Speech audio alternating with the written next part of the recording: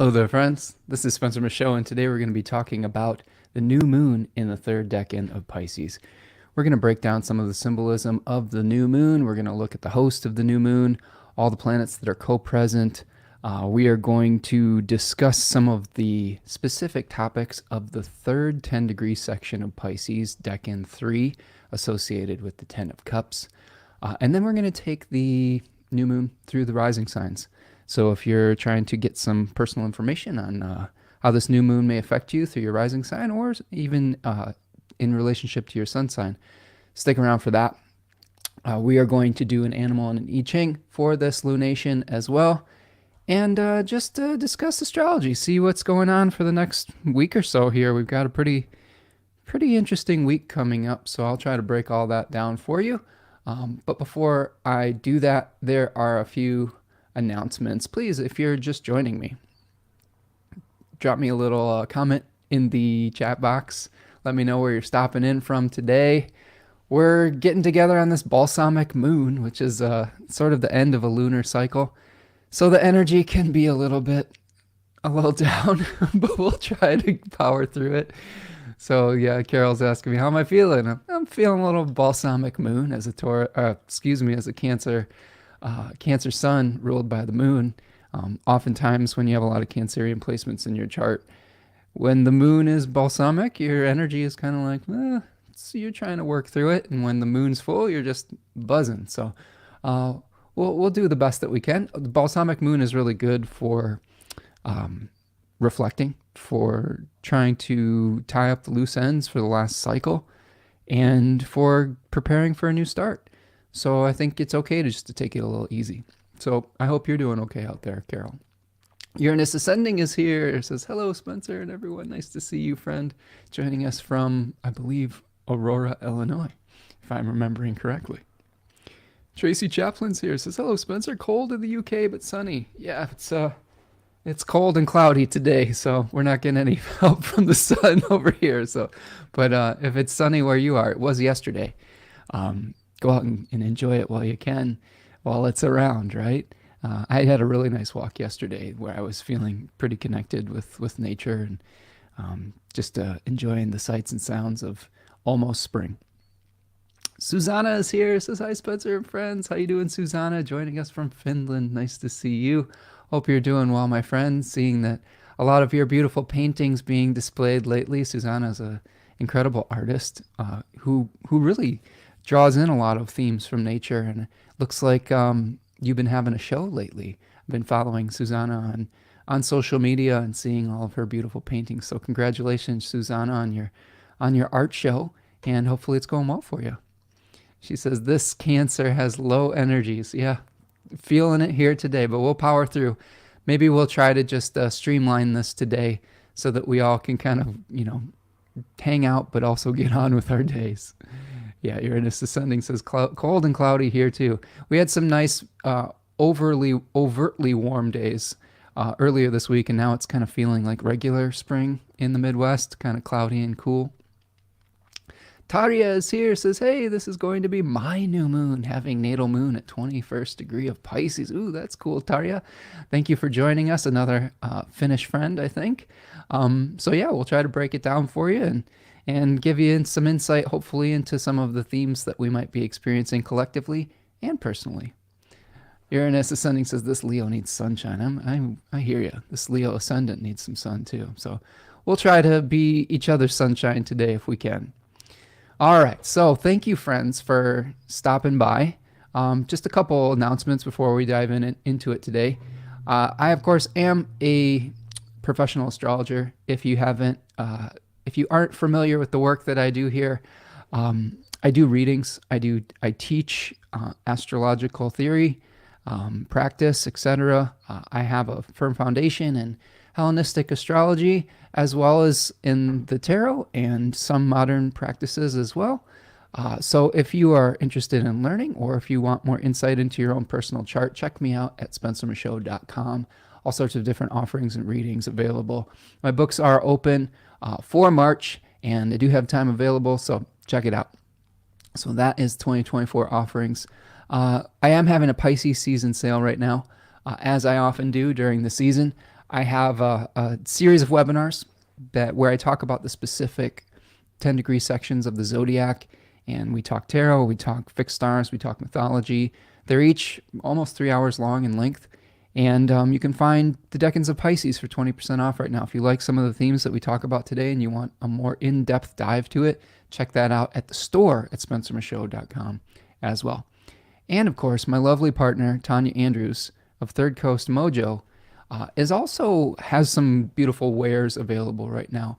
Here you see in the picture titled Serenity Now, which I think a lot of us could use right now as Venus is traveling in and out of Malefic enclosure the last week or so, and will be for the next few weeks. We'll talk about that today.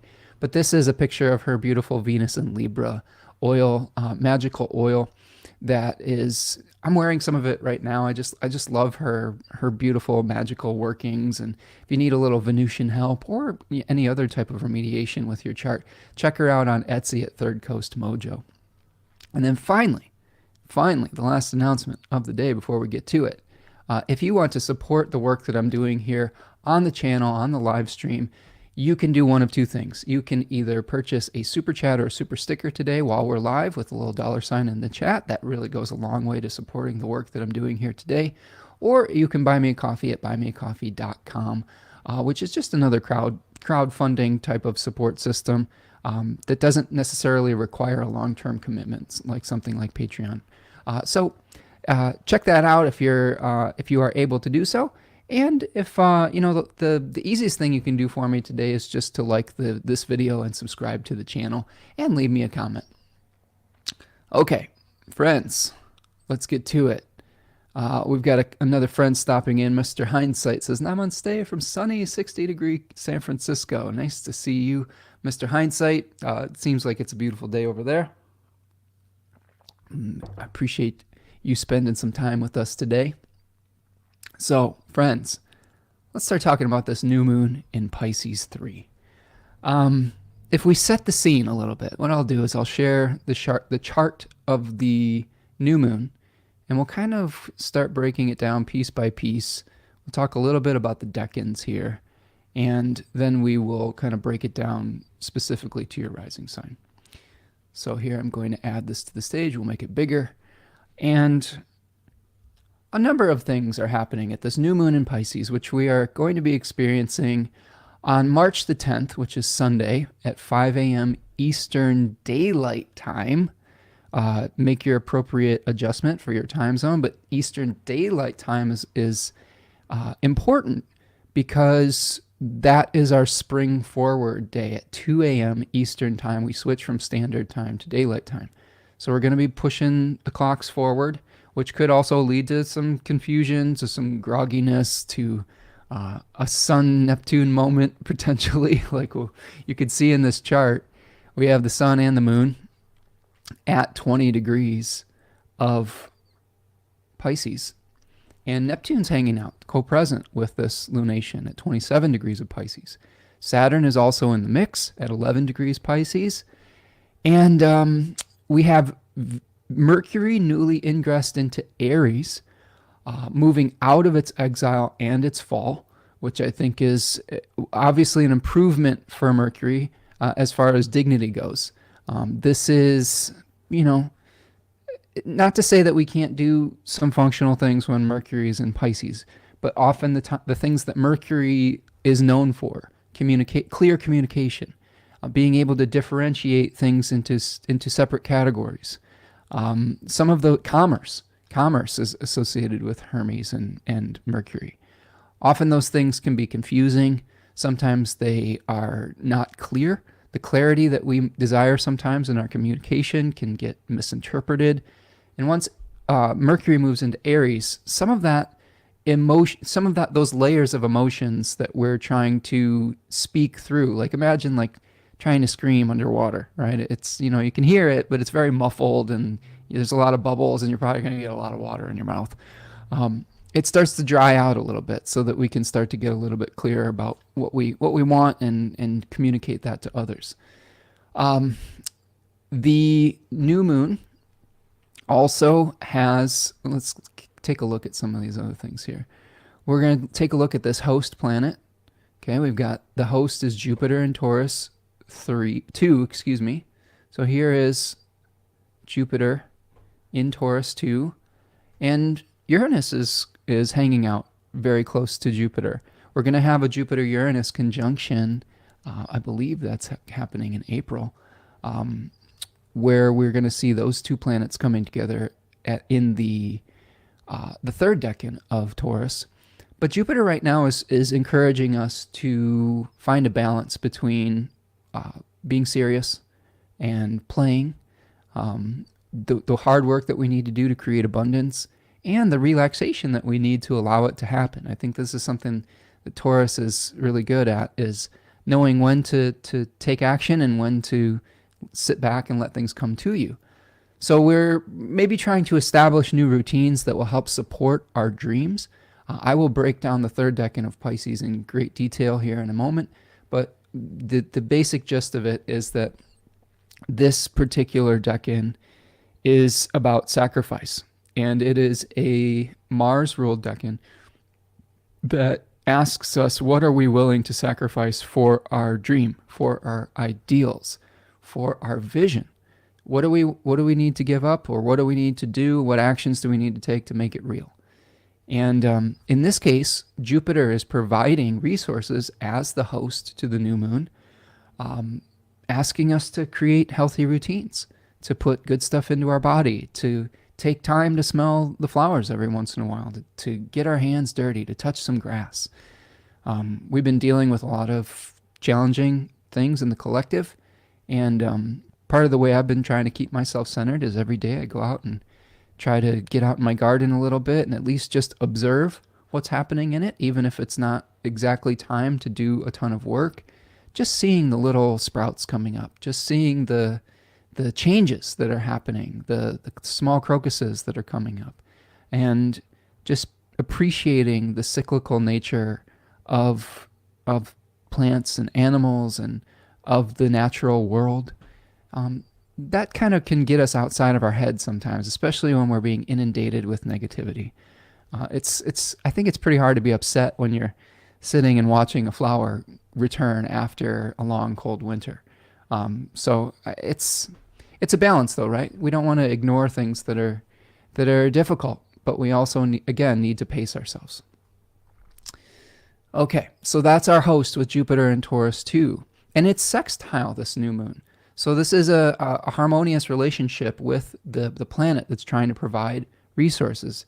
I think that the host planet says, hey, if you engage with this particular type of energy, trying to teach or embody some of those Taurus 2 decan themes, that might make the success of your project or your dream come to you much easier. Now, we do have also a sextile between Uranus and the new moon. So another harmonious relationship. Sextiles were in traditional astrology said to be of the nature of Venus. So in my learning, sextiles to me are allowing ourselves to receive good fortune, whereas trines may be more about actions that we might be able to create through our own conscious actions, because trines are of the nature of Jupiter.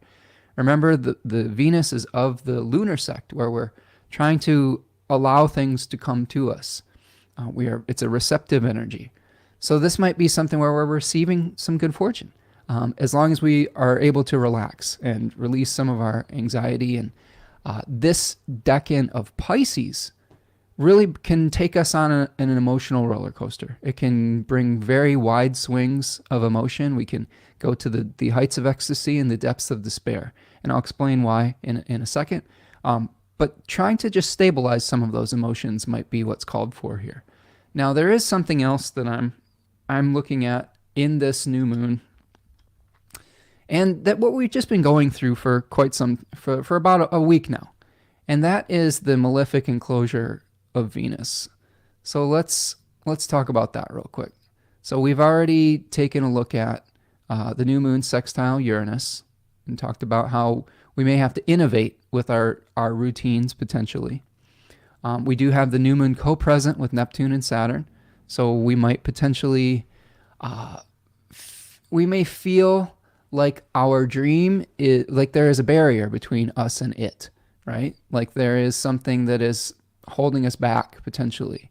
Like if you look at this Saturn here in the second decan of Pisces, that can show us the distance between our lived reality and what we hope for. And I think a lot of people are experiencing that right now. It's a little bit of discontent with how things are, and justifiably so.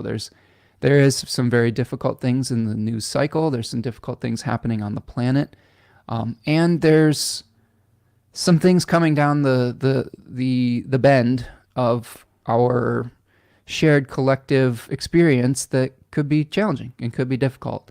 And trying to have hope when we are faced with a lot of those challenges, sometimes that's a Saturnian type of thing, right? Or Saturn can pour some cold water on things.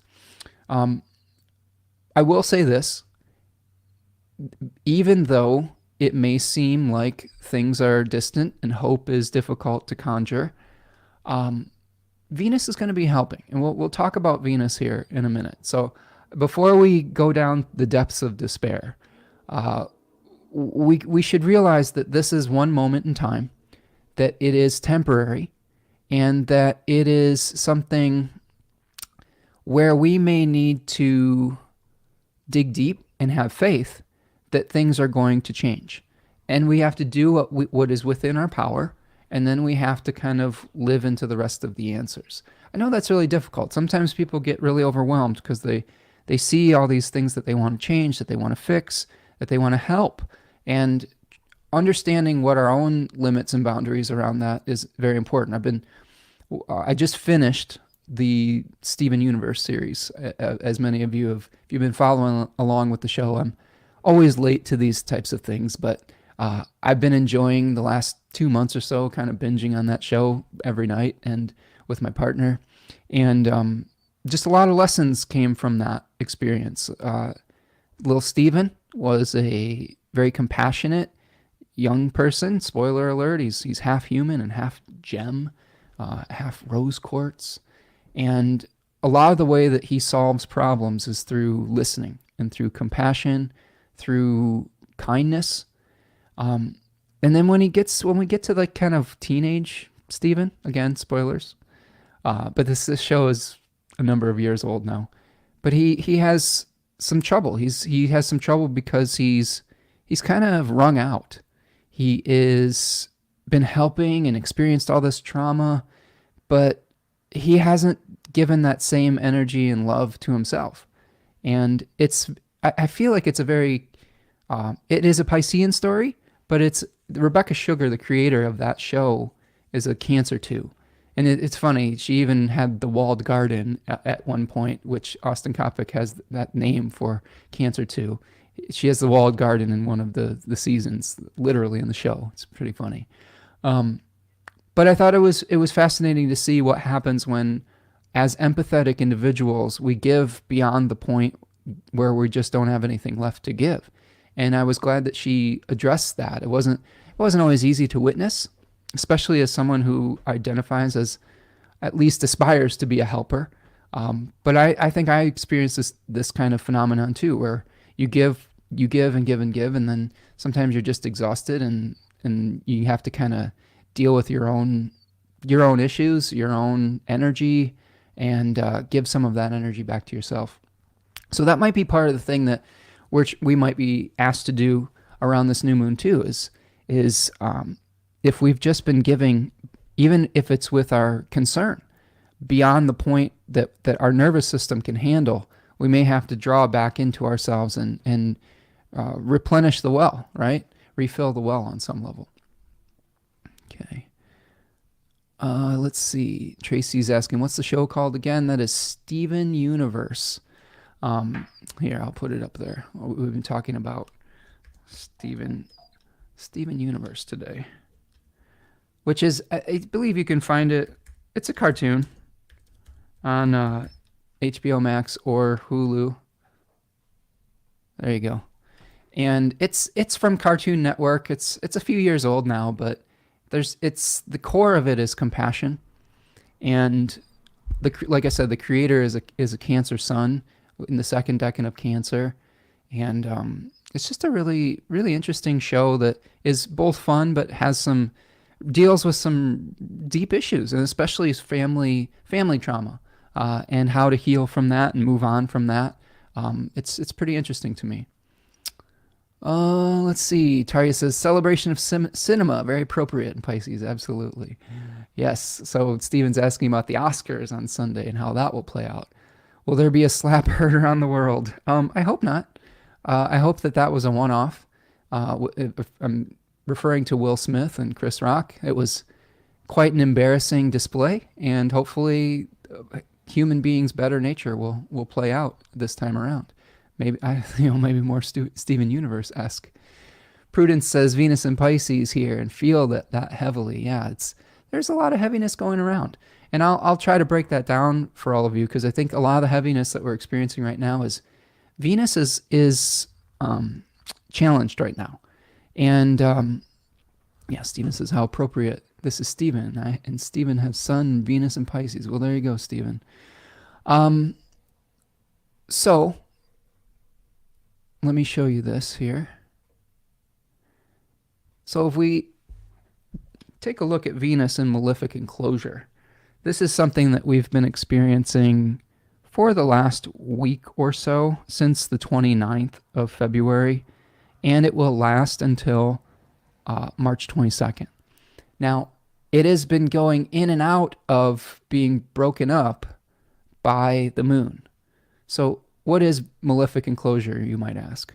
Well, malefic enclosure is when these two planets, aka the malefics, Mars and Saturn, are kind of on either side, whether it's either side of the bodily planet itself, of Venus in this case. It's kind of like it's closed in between those difficult planets and those difficult forces.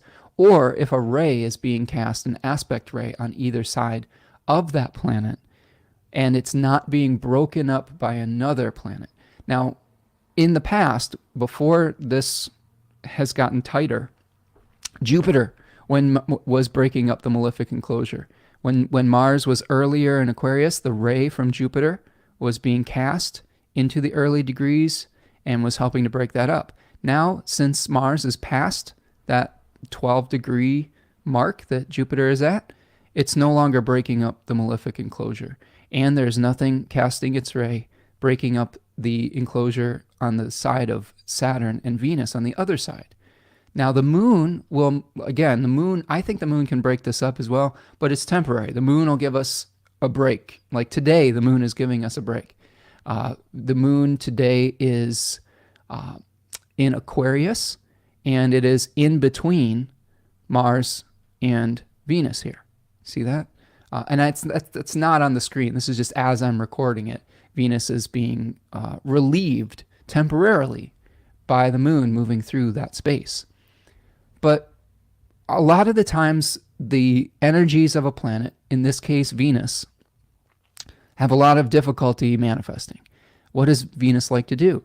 Well, Venus creates harmony. Venus creates enjoyment and pleasure. And when we have Venus enclosed between the two malefics, finding pleasure in our lives could be difficult temporarily. We could feel stuck between a rock and a hard place. We could have a situation in our life that feels like a no-win situation. We're seeing this play out in the collective. A lot of people are feeling a lot of frustration with the choices that they have in the upcoming election, and justifiably so. So I think that this is a time where hope is taking a little bit of a hit. But what I will say is this is a temporary condition. And as I've been predicting in the astrology of March, once Venus moves into Pisces, I know I've been hitting this metaphor pretty hard lately, but think about Venus being the people that were in Helm's Deep, if you're a Lord of the Rings fan, where they had their backs against the wall. They've been pressured into a situation where they are stuck, that they're trying to fight off the forces of evil, quote unquote, and then they're losing the battle. They're feeling under siege on some level. I believe that there's another term for this called besiegement. Okay, and then think of in in that time frame when Gandalf and his army, the Riders of Rohan, or believe they were with him, uh, come as reinforcements. And I really do believe that Venus, when she moves into Pisces, is going to feel like Gandalf the White is coming over the horizon. And I don't think it's going to solve every problem right away, because there still will be an enclosure, but Venus is going to be very much more empowered in that position. And I think that it's going to help lighten the mood a little bit. Now, it's not truly over until we see Venus come into conjunction with Saturn at about 12 degrees of Pisces. So Venus moves into Pisces on the 11th, the day after the new moon. And then Venus is going to be conjoining Saturn on March the 21st. So we will have another week and a half or so of this challenging position, although albeit with probably some improvement, until we get to the Venus-Saturn conjunction. And I think Venus is going to soften some of the barriers between our ideal and our hope and our lived reality. I think it's going to help close that gap a little bit when it comes together with Saturn. That's my hope, at least. It's challenging when we are feeling like we're not connected to joy and pleasure, when the news cycle is so heavy that it's hard to take joy and peace in our regular affairs. It's hard when we have situations in our personal life that cause anxiety and worry and feel like there's a rock and a hard place type of situation. I've been going through some things like that too. So I think that it's, you're not alone if you're feeling that energy. I would especially take a look at both, not only the Aquarius part of your life right now, especially because we're coming up on the final square to Uranus from the Aquarius planets this weekend, with Mars about to square Uranus. Venus did, the sun did earlier. But I would also take a look at the Taurus and the Libra area and topic of your chart to see where you might feel stuck, right? Again, this is the benefit, I think, of astrology, in my opinion, is understanding that if we are going through something challenging, that it's temporary. It's going to change. Same thing with if we're going through something that's really nice. We will understand that it's not necessarily permanent and that we should appreciate it in that moment. So I guess I'm just saying, hang in there. This is an especially tough enclosure because it is the planet that generally can bring us a lot of joy. And it may feel like life is a little bit joyless right now. But again, it's temporary. This too shall pass. And the good times will come again. And we may have to do all sorts of interesting things in the future to ensure that peace can be restored, that justice is served in a myriad of situations. But we always have to kind of maintain that hope, in my opinion. And we'll talk about hope as a concept, especially as it relates to Pisces III and faith, for that matter. So that's the malefic enclosure that I really do think that that's a really big part of this new moon and of our experience right now. Like I said, I'm feeling this heavily myself as well. So another thing to consider is the first aspect that the moon makes. And in this case, it is going to be a sextile to Mars. When the moon moves to 21 degrees of Aries, it will sextile Mars at 21 degrees of Aquarius. So generally, the first aspect that the moon makes to a traditional planet kind of gives us the flavor of the lunation itself.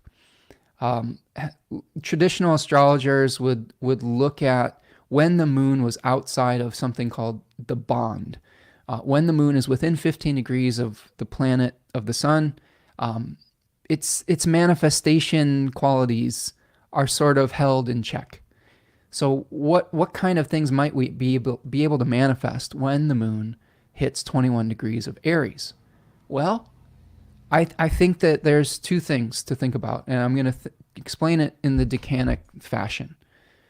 the third decan of Aries talks about being able to win over a hostile crowd through our charisma, through our laughter, through our humor. It's kind of winning people over to our side.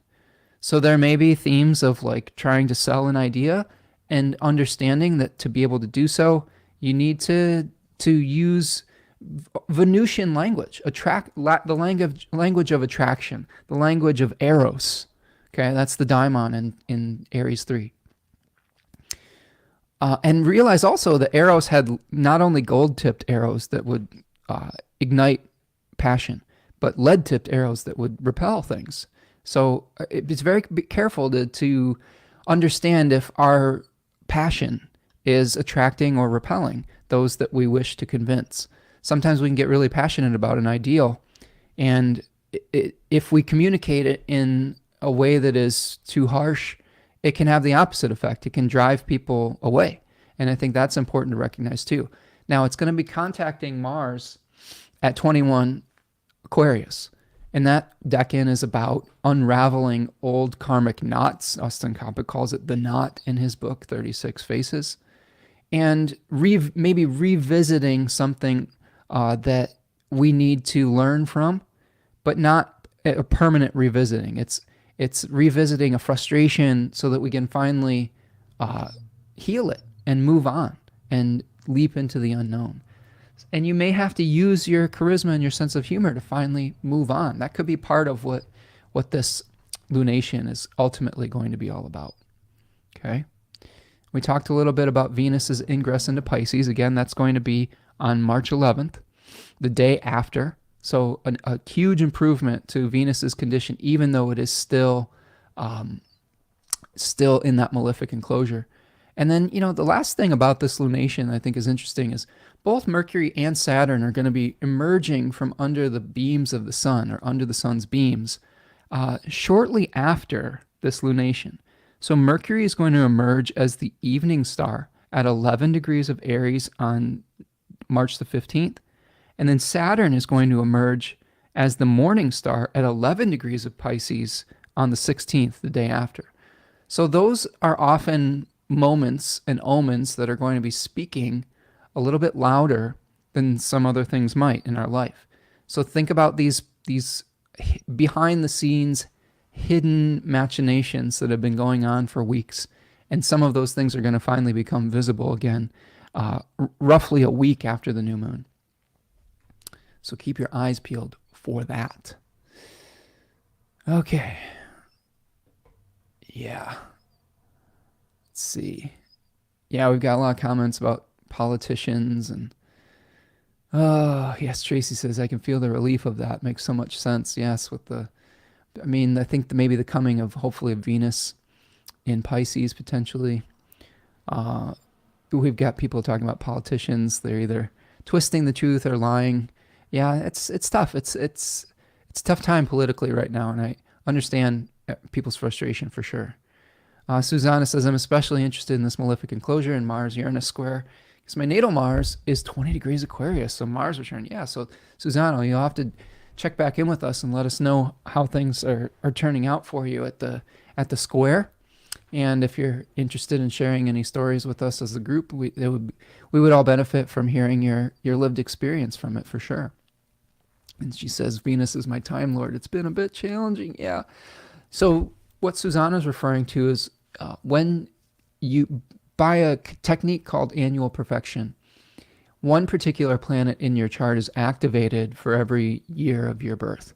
So having a Venus Time Lord means that either her Libra or Taurus house is activated for that particular year.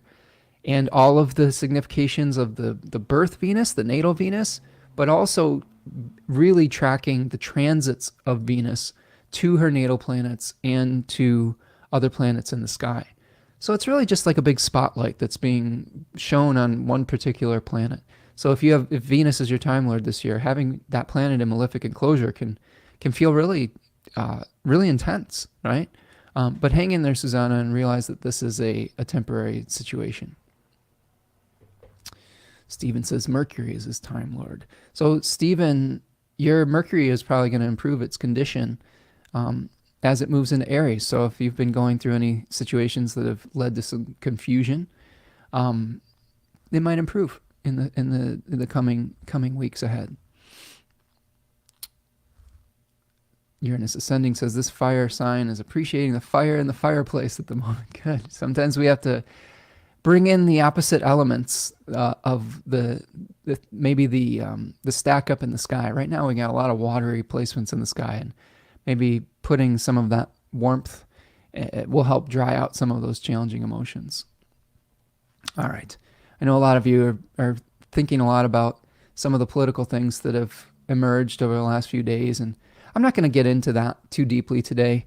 I know there's been some questions about me addressing certain things, but what I'm going to do is I'm just going to stick to the astrology for the most part, and every once in a while I'll throw one of my personal opinions in there. But I think the exercise that you can do is take the themes of the astrology and try to apply it to your observed and lived experience, whether that's your personal lived experience or our collective lived experience, and see what your intuition tells you. See which of those themes resonates, see what connections you can make with your own life and with the collective experience, rather than, me just saying, this is how it is, this is how it's going to unfold. I think that that's a disservice that some people in my position do for the collective, because I don't think that as an astrologer, we have unfettered access to the capital T truth. I think that we're just interpreting symbols, and those symbols can be interpreted through multiple lenses.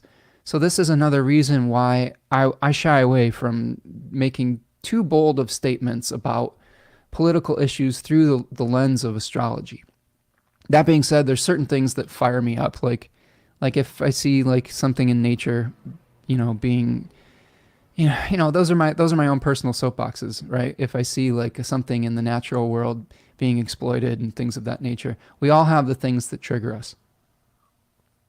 But I hope to keep this a safe space where we can have fruitful dialogue that's especially focused on the astrology and the symbols itself.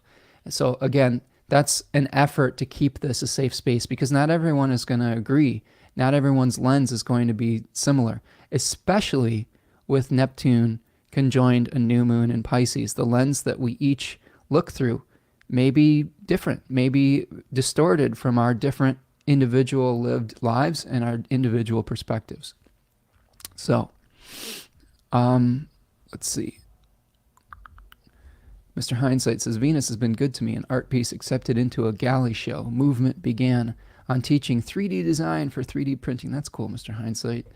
Yeah, well, maybe there will be even more good fortune to come once Venus moves into Pisces for you. Okay. So those are some of the main themes that I have my eye on for this new moon. So what I would like to do now is I would like to show you some of the decans in Pisces. And this is from my webinar, The Decans of Pisces, Integrative Divination, which is on sale right now if you are interested in supporting the work that I do or learning more. And here we are looking at the 10 of Cups, which is the syncretized Rider-Waite tarot card with the 10-degree section of Pisces. We have a number of signification information with the host of this sign, Ms. Jupiter. The face rulers are Mars, both in the descending Chaldean order and in the triplicity method. If you'd like to learn more about that, there's more material in the webinar. And both of the major tarot naming books, like Book T and the Book of Thoth, call this the Lord of Satiety in Book T and the Lord of Perfected Success in the Book of Thoth. Now, Ostacopic has an interesting name for this. He calls it a cup of blood, which is, it refers to the sacrifices that are necessary to achieve the ideal that we see in this particular decan. So this is something that we are trying to work through to achieve our ideals, and we really are going to have to ask ourselves: is this ideal that we are chasing are the sacrifices that we're going to have to make worth it? Or is it an illusion that could end up being a disaster? There are happy endings and tragic disasters in this decan. There are both. So we have to kind of try to get as clear as we can. And I do think that Mercury is going to help with that. And I want to just acknowledge this super sticker. Thank you so much, Susanna, for your support today. Really appreciate you and appreciate all of you that are able to contribute, not only with your comments, but with your material support today as well. Okay, so this decan is interesting because we have Mars back to back in Pisces 3 and the first decan of Aries. So there's going to be a lot of martial energy, and Mars in Pisces it's different than some other types of Mars. I think it works through subterfuge. It works through. It's not necessarily a direct Mars. It is one where it is trying to create the illusion of complexity. This is a word that I've borrowed from the NFL and my favorite team, the Green Bay Packers, the illusion of complexity. And this is in referring to defenses that disguise coverages before the snap. So for those of you who aren't familiar, before the football is snapped, a quarterback is changing the play at the line. He's reading the defense and trying to understand what they are going to do. And the defense is trying to disguise what they are going to do to fool the quarterback and hence have an opportunity to stop the offense. So this illusion of complexity is, I think, much of the way that Mars would tend to work in Pisces. Like it is battling through creating confusion. So be aware that is something that could be present around this period as well. So some of the themes that we may be experiencing, and we'll talk about the daimon in a second, because the daimon, I think, is really important. The idealistic crusades are things that Jupiter is all about belief, and what do we believe in? How do we create order and peace in our life, and what are we willing to sacrifice to do it? Remember the journeys that Jupiter takes, Zeus takes in its respective signs. In Pisces, it's more of an internal journey about finding about what dreams do we believe in. Whereas in Sagittarius, it's more about learning through our lived experiences. So we really might have to start to get clear on what our dream is. What are we willing to do to make it a reality? Sacrificing everything for your vision. This is a decan of emotional extremes. We can ask ourselves these questions of like martyr versus savior type of things. We may feel like we're trying to be the savior in a certain situation, sacrificing ourselves for a greater cause. But that might also be an illusion. This was one thing that was interesting to me about Steven Universe, is much of the beginning of the series was about how Steven was able to help people. And it was inspiring. But at the end of the series, he started trying to help in situations where he didn't need to. And he ended up finding identity through wanting to be a helper when it probably would have served everyone in the situation to just, give that energy back to himself. It's that meddling energy that we can get too involved in other people's lives, where we identify too much with sacrificing ourselves for others, that we end up, not helping anybody. And that is a real problem that we are having to deal with potentially in this decan. Stephen is asking me, do I have a cheese head? I do not have an actual physical cheese head, but I have a cheese head in my heart, if that makes sense, Stephen. As a lifelong Green Bay Packer fan, I very much enjoy following the team. So emotional heights of agony and ecstasy. So the wild swings of emotion, I think that a lot of the themes that we see with Pisces is sometimes a lack of boundaries. And a lot of that comes from the seasonal observations that we see in Pisces season, where the snow is melting And there is a lot of fertile, emotional, a symbol, a stand-in for emotions, water, mixing with the earth, creating potential for growth in the spring season. Now, that's great for visualization, for dreaming, etc. It's not great for boundaries. Like we had a very Piscean day a few weeks ago at the botanical gardens that we like to visit, where it was right after the only big snow that we had of the year. There hasn't been much. Melted all in like a day or two, and the whole area was flooded to the point where the water level had risen over all of the trails, and we couldn't even visit some of the parts of the forest because the whole place was underwater. So that's an example, metaphorically, of a lack of boundaries creating an impassable situation. So we may have to work on boundaries during this time period. Oftentimes, as a sensitive, empathic person, we can absorb the feelings and emotions of other people. And it is part of the maturation process to understand what is ours and what isn't.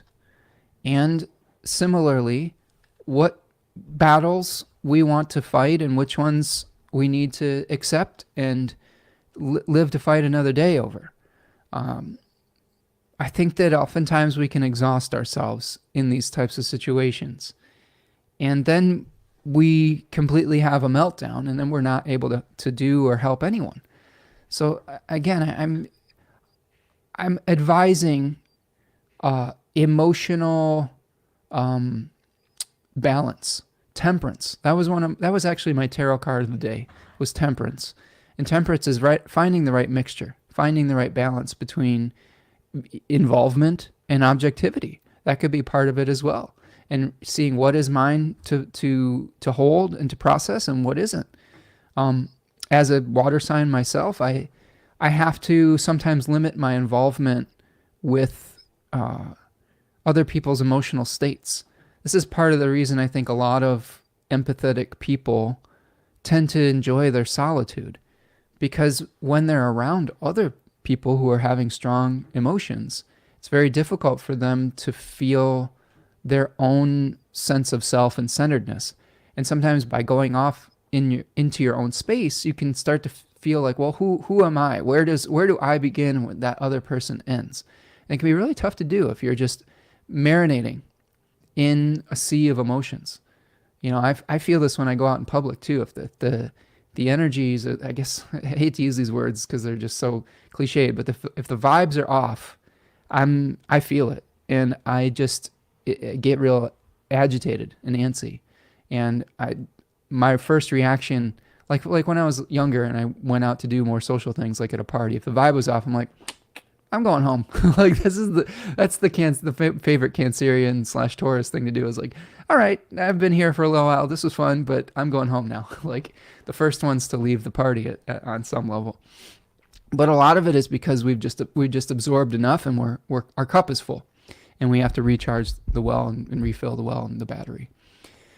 Okay, so when we're talking about heights of agony and ecstasy, a lot of that stems from the story of Pandora's box that is associated with this deck, and due to a Hellenistic fragment called 36 Heirs of the Zodiac that outlines different spirits or daimons for each individual decan. And in this case, they outlined Elpis for Pisces III. And Elpis was the translation of hope. And Elpis was the hope that remained under the lip of Pandora's box or jar, however you want to look at it, after all the ills had been unleashed by Pandora onto humanity. It's sort of Zeus's punishment for stealing the fire of the gods, stealing the knowledge of immortality, etc., that Prometheus did. So we have both the themes of, death, old age, suffering, and then, what maybe some versions of the story say that Prometheus slipped this in there for humanity. So, if we only are aware of the dooms and ills of being alive, why would we want to continue to be alive? And And of course, the hope is what, and the faith in the goodness of the lived experience is something that we need to come into alignment with to keep going. So we can really swing in a lot of different directions here. We have a Kabbalistic tree of life, Sephira, called Malkuth, related to this decan. Malkuth in the world of Bria, which is emotions.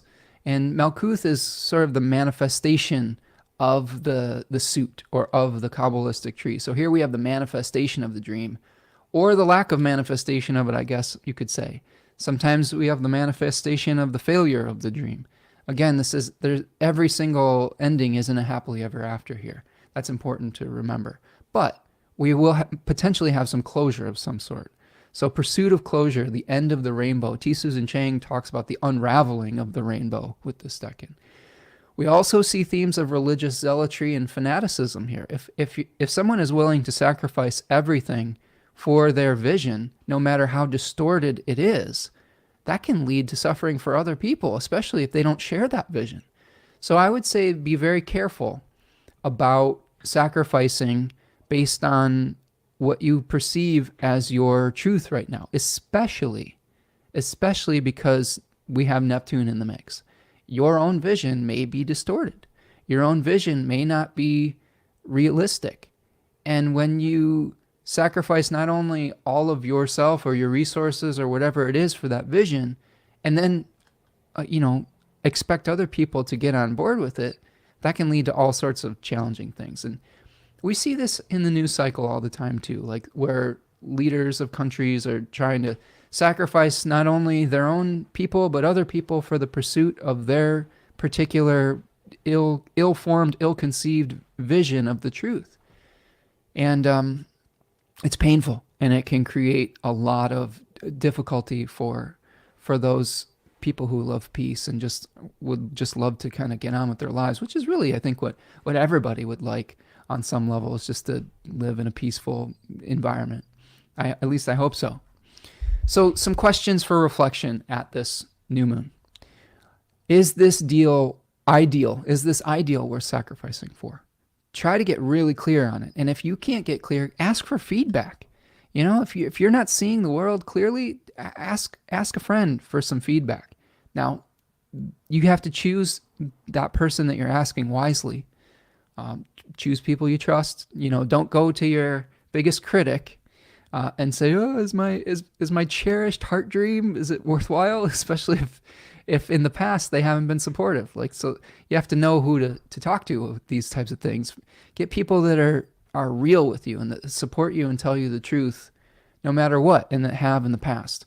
I have a number of my friends that I've been the tough love person for, where they've come to me with a challenge and I've had to kind of be real with them.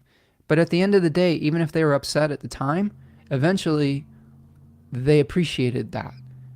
And what I have to do is bear with their, disappointment in the moment, because I know long term that is what is good for them. And here's the thing. I'm not omnipotent with all of this either. They came to that conclusion themselves. That was just my view. Doesn't mean my view was the end all be all. It just means that in that particular case, they happened to agree with me much later in the circumstance. So go to people you trust. Go to people that are honest with you, that don't have ulterior motives. I don't have ulterior motives with the friends that I'm real with. My goal with them is to help them. It's not to be I guess the word I can say is a smoke blower. I don't know if that's the right word, but when people blow smoke, a yes man. So when someone's blowing smoke up your ass is kind of the way that I feel like. I hate doing that. That is something that I find very difficult to do. Maybe it's the Virgo part of me. But like gassing people up who I don't feel like deserve it is not in my wheelhouse. If you get a compliment from me, it's going to be because I truly mean it. It's not going to be because I'm just trying to placate you.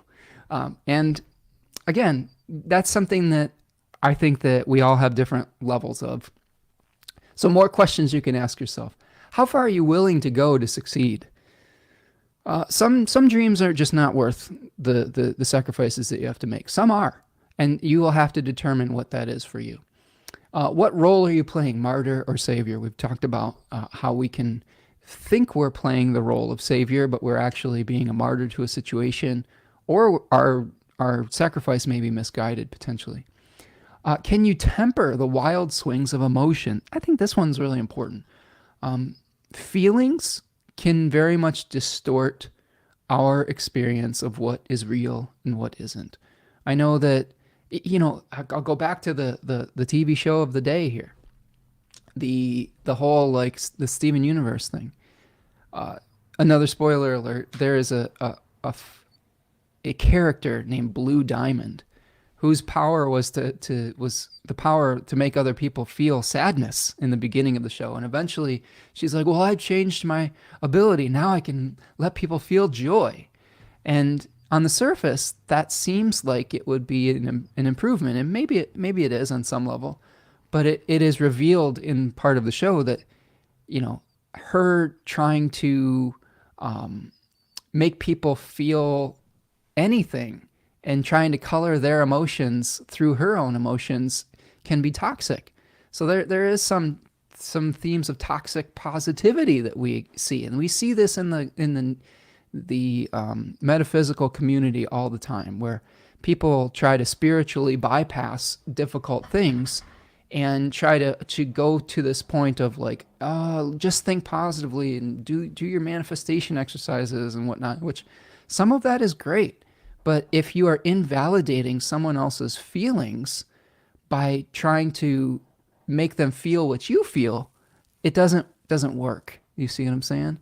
So how do we temper our own wild swings of emotion so that we can come to something from a balanced perspective? Is this a happy ending or a tragic conclusion? Not every dream has a happy ending. Not every relationship has a happy ending. And that's a tough reality that we have to face sometimes. Some of them do. That's the beauty of this decan, is there are some of these happily ever afters, but there's also some severe disappointments. The way I see it, though, is that it's just change. Every answer that was once the right answer can eventually become the wrong one.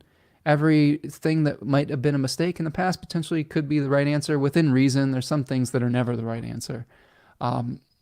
But the wheel keeps on turning, the seasons keep on changing, and what becomes a failure can lead to the seeds of a future success. I think that's the thing to really keep in mind with this, is that even if you are experiencing a tragic ending to something, that experience could shape your ideas for the future.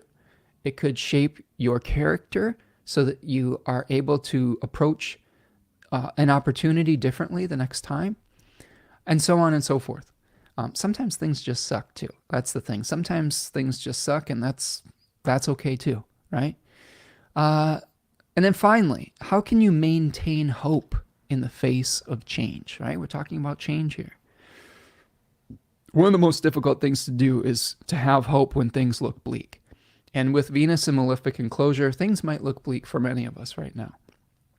But I think that the act of faith is to be able to believe in something that you can't see. And this is another part of the essence of Pisces, is being able to believe in a better future, even if you can't see it, even if you can't see the path to it, right? That's the difficult thing. Like, sometimes we are like, well, maybe if this would happen, if this would happen. And a lot of times we get into the depths of despair because we just can't see a path to it happening. What I've learned when we get to that point is we're co-creators with the divine. And sometimes we just have to surrender to this energy. Oftentimes, spirit, nature, the force, God, whatever you want to call it, has a surprise for us. And sometimes what we think is a no-win situation and no-hope situation, there often comes something out of the blue, like Gandalf coming over the horizon. Okay, and we have to live into the answer. We don't always have the answer. Pisces requires us to surrender to that force and say, you know what? I'm going to give this over to time. I'm going to give this over to change, and I'm going to release the need to attempt to control this outcome. It's a very Virgo thing to do, wanting to control an outcome. Okay? It's an every sign thing, if we're being honest. Every sign tries to control outcomes. Okay? But in this case, I think that the highest essence of Pisces can try to control outcomes too, sometimes through, surrendering to negative emotions and trying to make everyone else feel as bad as they feel. But in this case, we're talking about the highest essence of Pisces, where we're surrendering to the divine plan, whatever that means to you. Okay. So that is kind of our experience of the decans of Pisces. Again, you can find this on my website in the store, spencermichaud.com. It's 20% off right now. And I go into depth with all 3 decans of Pisces and the fixed stars and tarot cards, etc. So let's go back to here, and we'll take this off the screen. We'll go back to this here, and we'll check in with your comments and see if we have any comments before we get into the rising signs. Okay. Jennifer's here. What's up, Jennifer? Happy new moon weekend. Nice to see you, Jennifer. Prudence says, at the end of painful, disappointing dreams and relationships right now. Oh, I'm sorry, Prudence. I know it is tough when we see something that we've been going through ending, and when we have to release some of the ideals that kept us going in a certain direction. But this is part of the maturation process. This is the part of growing and changing. Is not everything that we identified with or that was motivating us remains the same. Though even those ineffable things can change and hopefully do change based on the interplay between our lived experience and the learning that we've had from that experience. The physical experiences that you have can change your dreams and your ideals. I hope they do, because if they're not, then you get stuck and you get fixated, and then that's when we suffer. I feel I've made this distinction in the past, but I feel like there's a difference between pain and suffering. Pain is unavoidable. We are going to experience pain as human beings, as physical beings. Suffering, I think, is a choice. To me, the definition of suffering is trying to go against the grain of the pain, to not accept the pain, integrate it, and then finally release it. Sometimes suffering is holding on to it excessively, trying to resist it. All of those things can create suffering. Sometimes when we just let ourselves feel, and that's like going with the current. If you're always trying to swim upstream, you'll get exhausted. If you're always trying to go against the grain, you'll get exhausted. But when we surrender and let ourselves float downstream, sometimes we find ourselves in a place that we never dreamed we could be, and it's actually exactly where we're supposed to be. So hang in there, Prudence. All right, let's see. Got some nice conversation between those in the group. Okay. So, friends, in the interest of time, we're going to keep on going. So do me a huge favor. This is a good opportunity to take a little stretch break. So stretch your legs before we get into the rising signs. Stretch out. And do me a huge favor. If you're new to the channel, welcome. Thank you so much for spending your Friday afternoon with me, or whatever day you are experiencing this. And please like and subscribe. Please like the video. It helps get this message out to more people. Subscribe to the channel can help you know when we're going live, and keep you up to date with all of those things. It really does me a huge service to like the video. It helps, get more eyeballs and please the algorithmic gods, etc. You, of course, can find me at spencermichaud.com, which is my website. You can book a reading. You can check out the store for pre-recorded lectures. There's also articles as well. And, of course, you can follow me on social media at Spencer Michaud on Instagram, Twitter, and Threads.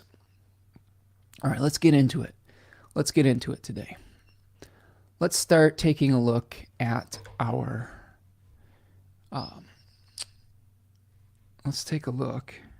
rising signs. So here we are going to bring up first Pisces rising. Okay, we'll go back so you can see it bigger. Here's Pisces rising, and we're going to just kind of break this down through the signs. Okay. So here, Pisces rising. We are always on this channel. We start these lunations with where the sun is actually at, so that everyone gets a turn to be first and last. That's the most equitable way to do it, in my opinion. So Pisces rising has the new moon in the first house. You can see that the host is in the third house, and we've got the Malefic enclosure. Let's make them different colors here. Let's make the Lunation blue. Let's make Jupiter green, and then we've got our Malefic enclosure here in red. Okay. So these are the three forces that we're dealing with here, in my opinion, the main players in the game. So this is a first house new moon. So there may be some sacrifices that you are thinking of making or feeling like you need to make in regards to either your body, your identity, your character. There may be some challenges on understanding who and what you are with Neptune as a part of the story. There may be a little bit of frustration with Saturn hanging out there as well. There may be some hard truths that you're having to come to terms with.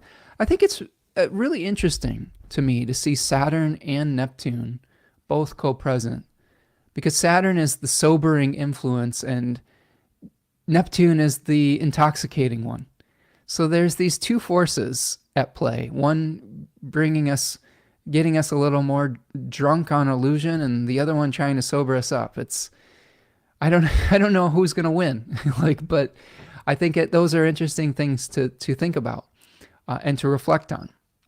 For those of you who have been following along on the channel, I've been reading this book by Tyson Yunkaporta named Sand Talk, and I finally finished it the other day. It was a suggestion from one of our community members. His name's Devin. And so thanks, Devin, for that suggestion. And the big takeaway at the end of the book talks about the way this indigenous Australian person would deal with a problem.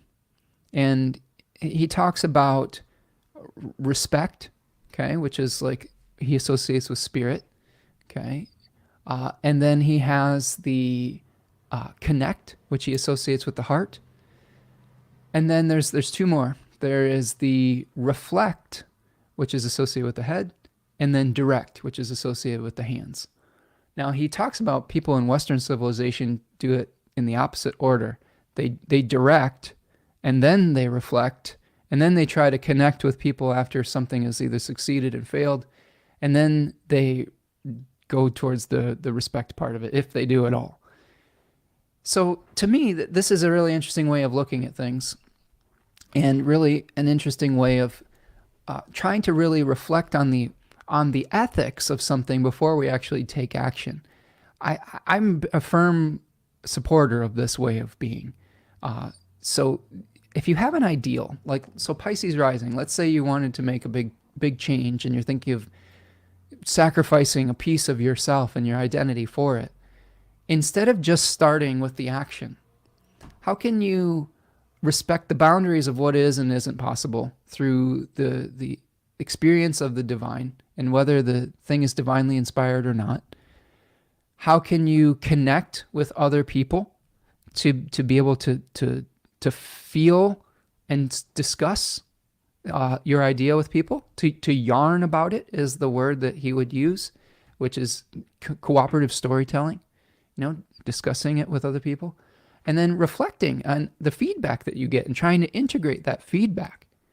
And then finally, you direct and take the action.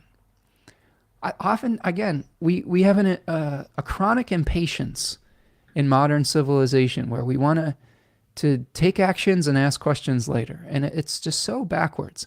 And we have this in my opinion, in the scientific community as well. I am pro-science, so don't get me wrong. But there are some times when we are creating new things and we fail to ask the ethical questions as to whether we should be creating those things. I was seeing something else. I was being advertised at this show about the food industry and the history of the food industry recently, and it was talking about the stories of like the Heinz Corporation and the Hershey Corporation and all of these like big food conglomerates that, in my opinion, many of them have completely destroyed our not only the environment but our experience of health. Like trying to take something that should be nurturing and should be sustenance and turning it into a vehicle for profit is something that leads to corruption and has led to corruption and has led to diabetes, cancer, etc. All of those things based on trying to sell something that isn't actually nourishing. And this is the kind of thing where people aren't asking those questions. Is it in alignment with spirit? Is it actually helping to connect people? And am I listening to the feedback that I'm getting before I'm taking this action? So that's just one example of that. But I really like that process, that reverse process that we normally see within Western civilization. So Pisces rising, Jupiter is going to be feeding this new moon from your third house, asking you to create a repeatable routine to balance work and play in your everyday life. It is helping you to maybe make connections with either neighbors, friends, siblings, etc. You may have to get a little bit outside of your comfort zone to do so, Pisces rising. The Malefic enclosure is hanging out in your 12th house. There may be, to me, this is probably a lot of self-doubt that might be coming up right now about your path and about your identity and who you are. And I think that the good news is that Venus is about to move into your first house, into its exaltation. It's going to move out of that 12th house place. It's going to move into the first. It's going to start bringing you what you need. Okay, and I say bringing you. This Venus brings us some stuff that we need to be open to receive. So open up to the blessings that you have in your life and be able to accept divine guidance while also keeping some of your feet on the ground. When that Venus-Saturn conjunction happens on the 21st of March, there will have to be a balance between the dream and what is possible. And I do think that that is a very good time to create something beautiful within the structures and boundaries that are necessary to support something long-term. All right, Pisces rising. That's what I've got for you. Let's keep rolling. So let's go to Aries rising. Here we have Aries rising. We'll do the same color code. We have the new moon itself in the 12th house. We have Jupiter providing resources from the second house. And then we have the malefic enclosure of Venus in the 11th house. So for you, Aries rising, this one is this is interesting. There's a new moon in the 12th house. Probably a desire and a stack up for solitude. There may be some just exhaustion that's happening at this point where you're just like, I'm just tired. And I know that's sometimes rare for Aries suns and risings. You know, oftentimes they're little energy batteries, but remember, Aries is a cardinal fire sign where it's a good sign for initiating energy, but sometimes we run out of gas. A fire can only burn as long as it has fuel. And this might be a time where you're feeling a little bit out of fuel, and that's okay. No one's going to fault you if you need to retreat into your own personal space during this time. There may be some habits that you might want to avoid. You might want to avoid some self-sabotage, especially when it comes to spending money and your resources, because Jupiter is asking you for balance in your second house of resources, and maybe even doing things in an innovative fashion with the sextile to Uranus there. Now, there is a malefic enclosure of Venus in between Mars and Saturn right now in your 11th house. And that is probably making friendships difficult. Maybe there's a group that you're a part of where you feel stuck between a rock and a hard place. Could also be something financial that relates back to a partner, because Venus rules your 7th and your second house. Venus is going to move into its exaltation in Pisces shortly thereafter, this new moon, and into your 12th house, probably giving you, hopefully, some of the relief that you need to recharge the well so that you can make a new start, a really powerful new start, by the way, when eclipse season is going to be starting at the end of March and into early April. There's going to be a really powerful new moon solar eclipse on April the 8th in your first house. So this is kind of the rest period where you're getting clear about your why. I think it's really important for everyone to get clear about their why. And we may try to find our whys in different ways. Pisces may need to just surrender to the process. Aries may need to take some time out in solitude or in nature to be able to just, hear their own voice, rather than having to deal with some of these challenges that a lot of them are probably dealing with right now with eclipses over the 1st and 7th house axes of relationships that might be ending, or of things of that nature that may be bringing some challenges. Okay. Let's see. Let's keep going. Let's go to Taurus Rising. Okay, Taurus Rising. We have the lunation happening in your 11th house. Jupiter is providing resources from your 1st, and the malefic enclosure of Venus is in your 10th house. So Taurus Rising is experiencing a new moon in the 11th house.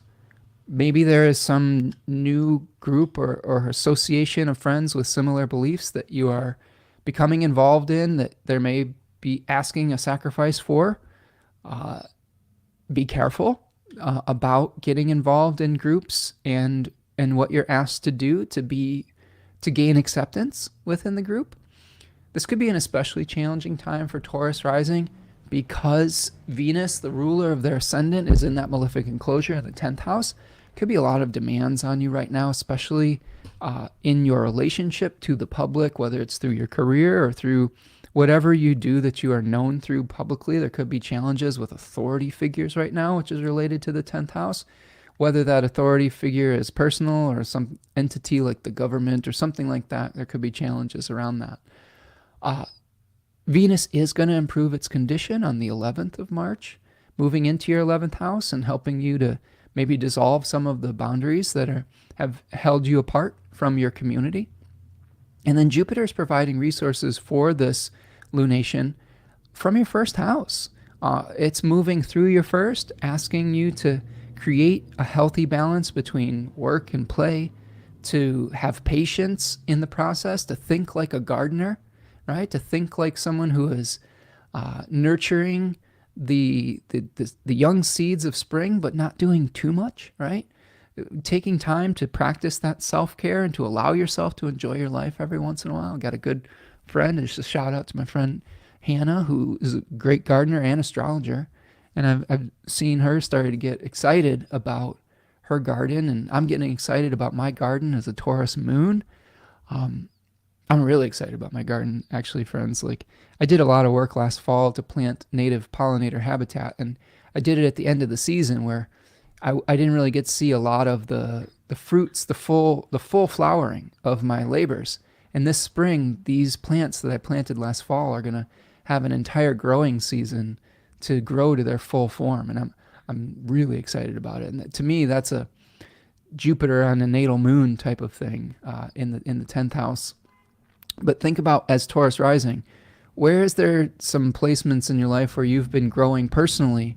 Where have you been trying to expand your ability to create a healthy balance in your life and to create abundance through finding routines that fit who you are now and the demands of your life now, versus maybe an identity that you had in the past that needed to change, or something where we are trying to come into alignment with what we hope to do and what is actually possible. All right, Taurus rising, good luck, and go touch some grass. And I mean that in the best possible way. That I was thinking about that on my walk the other day, when I was literally sitting on a hilltop at our local high school. It's a path through the woods, and you come out on this open field, like a soccer field, and there was a number of people playing soccer, and it was just a beautiful day, and I just sat there at the top of the hill watching the soccer game for a while, and I was like, I'm just touching grass right now, and that's really helpful, just being able to enjoy the fact that I'm alive and that I'm a part of this beautiful cycle of nature, despite all the challenging things that are going on around and whatnot. So I think that, again, when people say that, it's not meant to be negative. It's literally giving you advice to just go ground yourself into the loving womb of Mother Earth. Okay. Let's keep going. All right, Gemini rising. Okay, Geminis. Let's go through this exercise with you as well.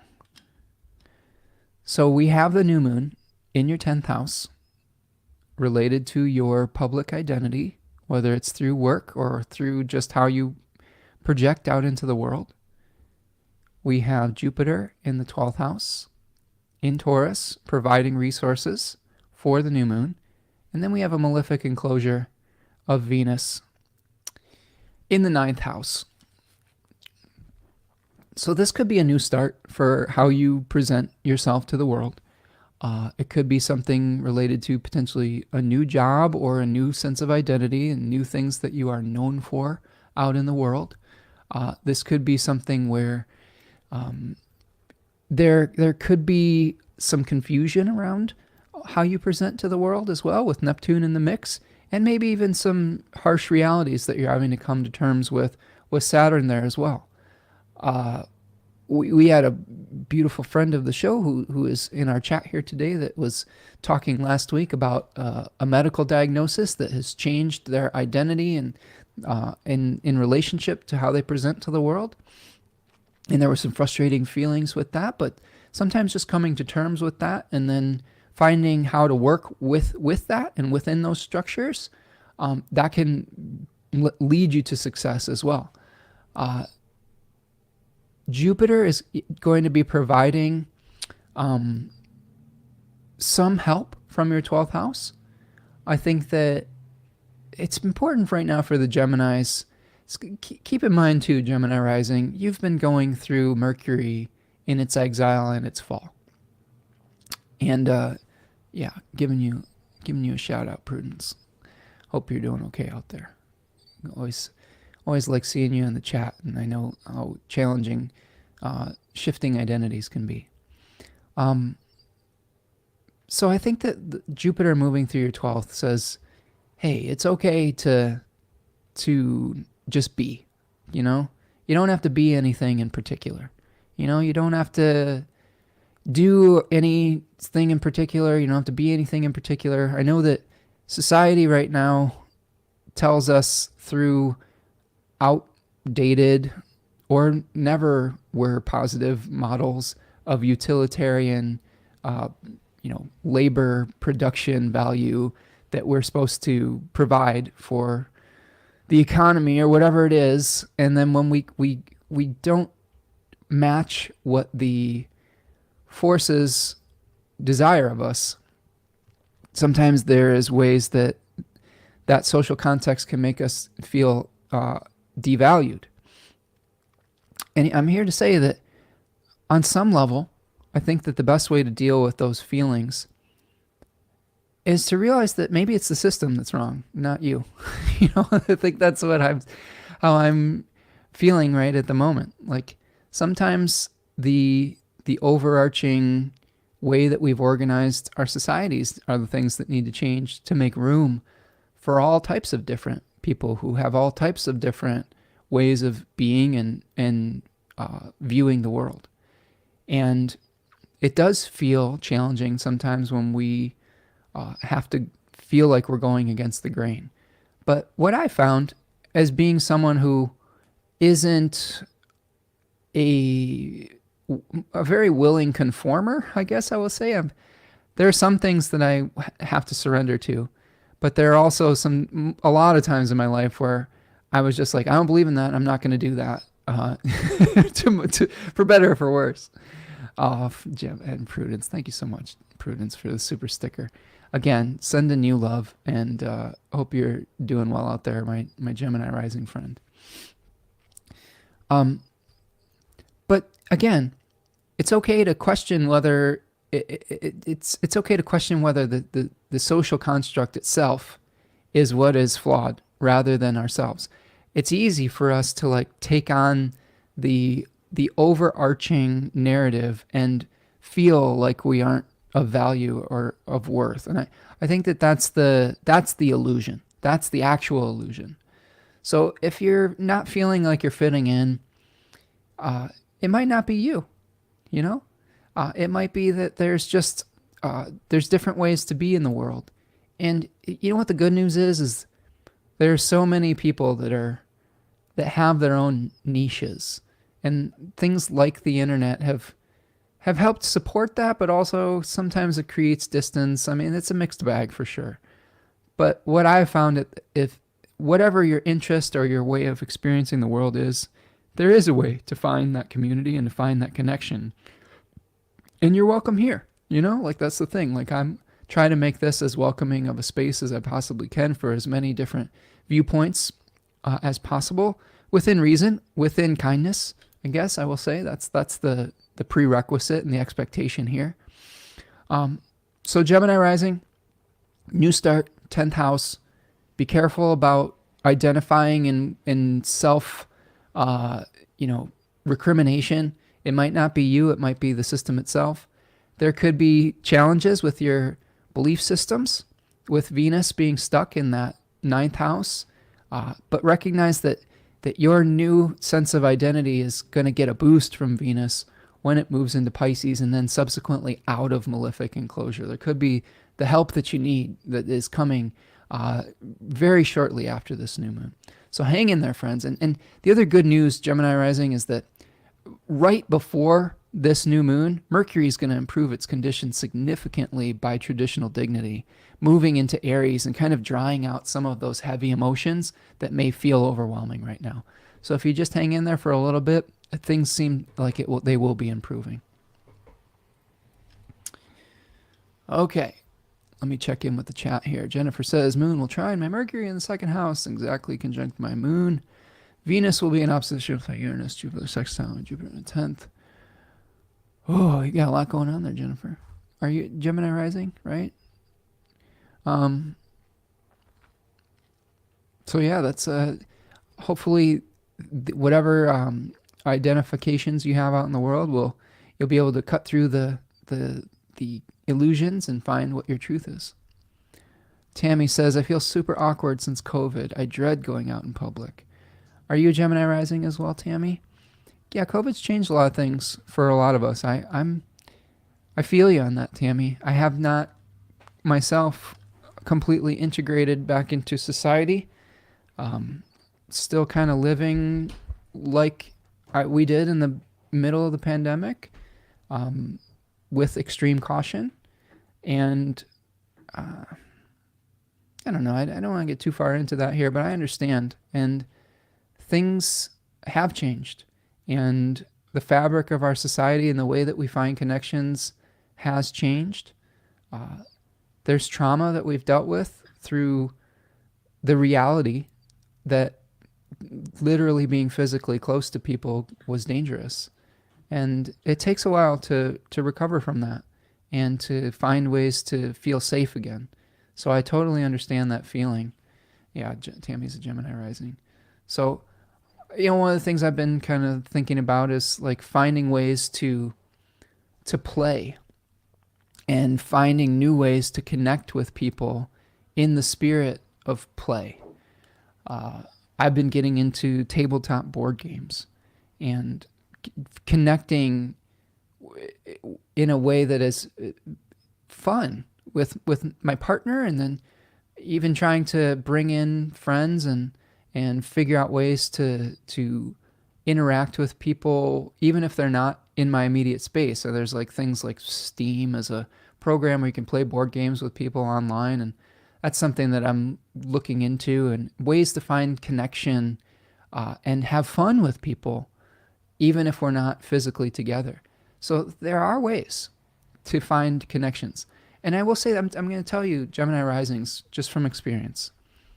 I'll tell you a little bit of a personal story here that I hope will be helpful. So my mom was someone who is a Gemini sun. Okay, so she was a Gemini sun and had real difficulties when I was a young person, and I ended up going to live with my dad when I was about 4.5 years old.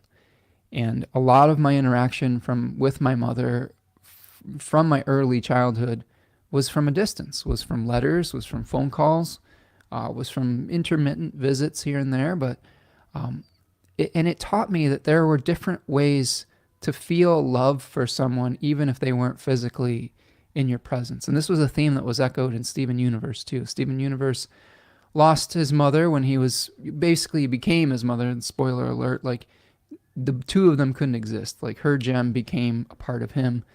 And he reconciles with that throughout the entire series. And but I think that there are definitely ways to connect with people, even if it isn't in the physical sense. I really feel that strongly. I know that it's not the same for everyone. A lot of people need that physical presence, but for Gemini Rising in particular, I think that this is one of the rising signs where the intellectual connection can be just as powerful as the physical one. And I have Venus in Gemini, so for me, I can feel that love through an intellectual connection, through an air-like connection. So I can connect with all of you through these airways, I think, and on a deep level, even though a lot of us are, began as strangers. Okay, let's see. Stephen says, I like to live like the hermit card here too. I only traverse into society one day a week. And that, you know what? That might be the shift that a lot of us have to make. I rarely go into society anymore, but this interaction helps me feel connected with all of you. We are still connecting on some level here, and oftentimes we have a deep connection just through our ability to feel and to communicate with one another through this interesting medium that we have here. Jennifer says, yes, Gemini Rising, thanks. Feeling the confusion of the 9th house now, but keeping the faith. That's really important, Jennifer. Being able to have faith in things that we can't necessarily see definitely is important at this period of time, because it's a precursor to the actual manifestation of it. Prudence says, tabletop games, yay! D&D is a lovely way to experience different things in a safe space. Yeah, Prudence, I'm new to tabletop games. I have the whole, I think it's the 5th or 6th edition of D&D on my shelf. I'm still trying to learn how to do that. The challenge with D&D is needing a game master, and I've been trying to find cooperative games to play with just my partner. But I'm open, if all of you have new suggestions to finding more gaming communities, I'm into it right now. I've been playing a game called Eon's End with my partner, which is a cooperative game that's fantasy based. We've been playing a game called Wingspan, which is a lovely bird game where you learn about different bird species and build habitat for them.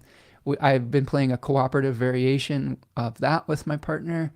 And then we went to our local gaming store and got a few more cooperative games. One's called Elder Sign, which is like a Lovecraftian mystery type of game. And then another one called Mysterium. And I haven't played those yet, but I think it's a new hobby. It's a new thing that I'm getting very passionate about, and I'm hoping to learn more about and integrate some of those things into my life, because gaming with people is a way to it's a ritual. It's almost a ritual practice, and it is a way to feel connection through that is rare to find. It requires attention. It requires problem solving. It requires the ability to be flexible and in these cooperative variations to help one another. That's why I really like the cooperative games right now. So yeah. Sorry, it's one of my box elder bugs has decided to merge with the light and is creating. Every once in a while, this happens while I'm doing this. It like stinks up the whole office while I'm doing one of these.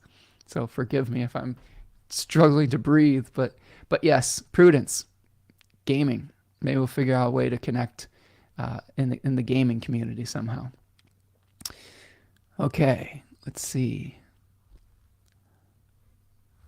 Steven says D&D from the 80s different from D&D today. I don't know if it is. Maybe a little bit. They keep updating the game. There are ways to play online as well with other people from around the world. So, yeah, but there is something about sitting around the table with other people. But sometimes we have to try to create that in whatever way is possible for the reality that we're living in.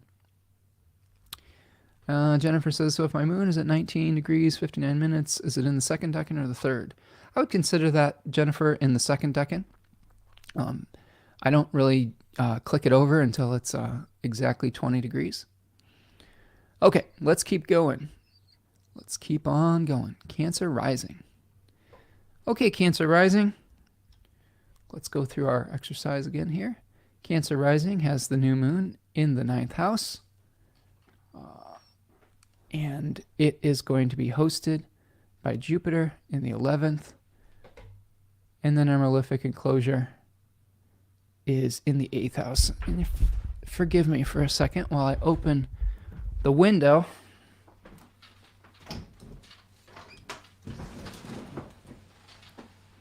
Gonna kind of have to air the office up. I live in a very old house that is, when it gets cold, a lot of the ladybugs, box elder bugs, stink bugs, they all come inside. And if you have a lamp, sometimes they love to fuse with the light and merge. It's very Piscean. This bug just merged with light and became smoke. And that smoke doesn't smell very good. But I digress. Okay, Cancer Rising. So you have the new moon in the 9th house, okay, of beliefs, long distance travel, journeys, etc. There could be a situation in your life where you might be asked to make a sacrifice for a journey with a purpose or a pilgrimage of some sort, and you may have to ask yourself if the journey is worthwhile or not. Saturn could be bringing some sobriety to the situation. You could be trying to figure out what your belief system is, what is worth sacrificing for in your life and what isn't. Jupiter is bringing energy from the 11th house. There could be some shifting beliefs around how you generate abundance through your participation with a group. There could be a need to establish new routines within the group itself. And you could be shaking some things up with the groups that you are part of. I know a lot of times for Cancers and Cancer Risings, sometimes we try to stick with what's comfortable. Making new friends isn't always the easiest because we often just fall back on our friends that we've always had. And getting involved with new friends and new groups, it can be enlivening, but it's also a little scary sometimes. So this might be an opportunity to do so. Venus is in malefic enclosure in your 8th house, so there could be something going on with your shared resources with a partner. Maybe there's some debt that you've been trying to discard or discharge.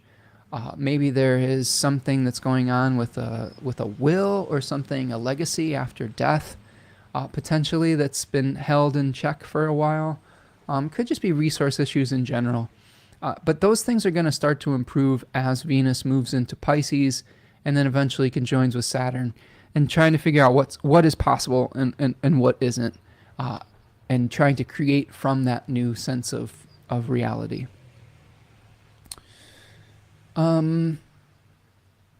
Yeah, Cancer Rising, you're getting ready for a big set of eclipses over your 10th and 4th house. So this is sort of the calm before the the storm or the calm before the powerful new start, especially when it comes to your career and the way that you identify publicly with a very powerful new moon solar eclipse in your 10th house coming up in April. So be aware of that.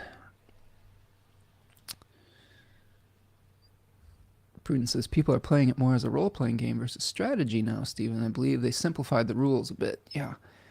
Yeah, it can be kind of complex. There's a lot of lore and whatnot. There's just a lot of, math involved. There was a Kickstarter. There's a lot of games are on Kickstarter now. There was a game I was thinking of supporting, but I ended up not pulling the trigger. It was called Legend in the Mist, and it's more about it's more narrative based and more word based than math based, but it looked pretty cool. But if I got some really good suggestions from people last week, if other people have suggestions for games that they like, especially ones that are cooperative and very story based, I'd be interested in doing that. The first one that they suggested at the game store was one called Pandemic. I was like, nah, that one hits a little too close to home. But I know that that's like the gold standard for cooperative gaming. But we've been living that. I want to escape from the reality of that, not necessarily put myself in more of an anxiety position playing a game surrounding pandemic. But let's keep rolling. Okay, Cancer Rising, feeling like you have some way forward here. Again, just try to get clear about your belief systems and what is worth sacrificing for and what isn't, especially when it comes to finding meaning and purpose within your life. Prudence says, we were in the middle of a pandemic legacy when COVID started and we just put it away and never finished it. I can relate to that, Prudence. I wouldn't want to play that game if the game became reality. You're just like, well, I guess we failed. Like, here it is. Yeah, it's like I said, a little when you're playing a game to, have a fun escape from reality, and the reality is like the darkest timeline on some level. Finding something different is okay for sure. Yeah, I agree. I'm with you. Yeah, I went into the game store full N95 mask still, and they were like, "What about pandemic?" I'm like, "Look, dude, look at me." Like, no, I'm cool. I'm good. So, yeah. All right, let's keep going. All right, Leo risings, my Leo rising friends.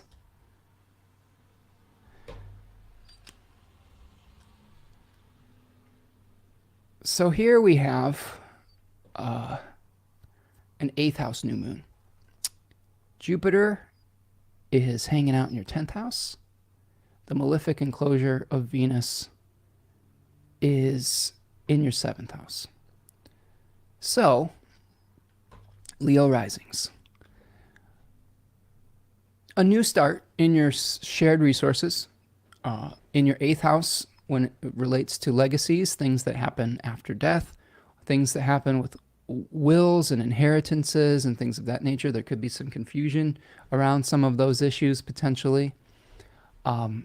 There is support from Jupiter coming to this new moon from your 10th house of your public sphere, the way that you present publicly. This is about maybe establishing new routines to create abundance through balancing work and play in your work life or in your public life, I guess you could say.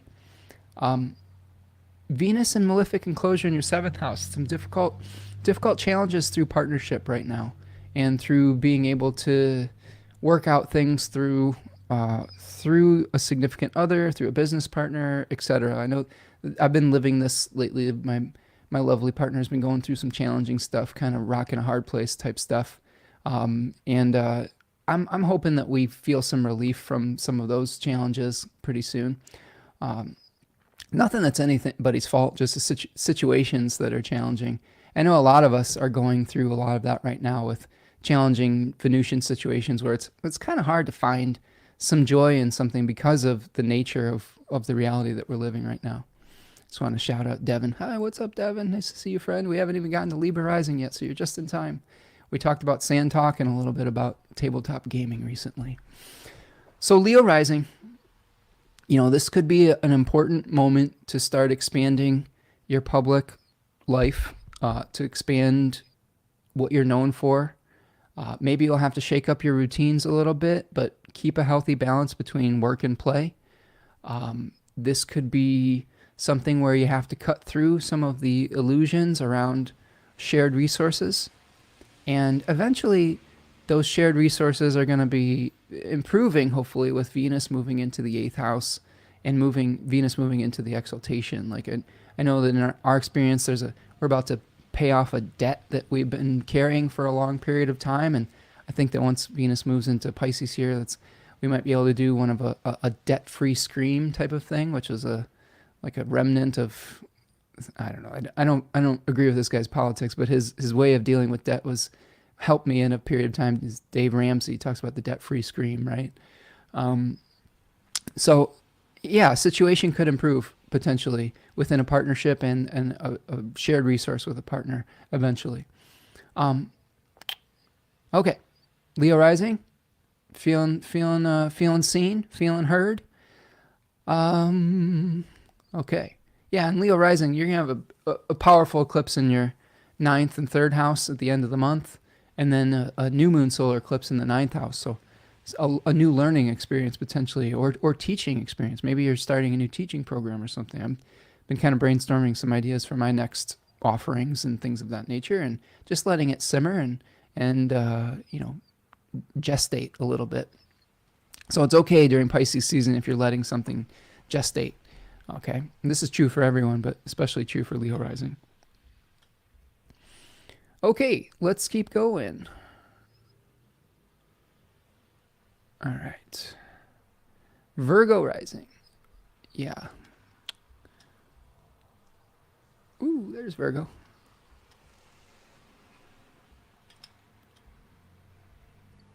Okay, Virgo rising.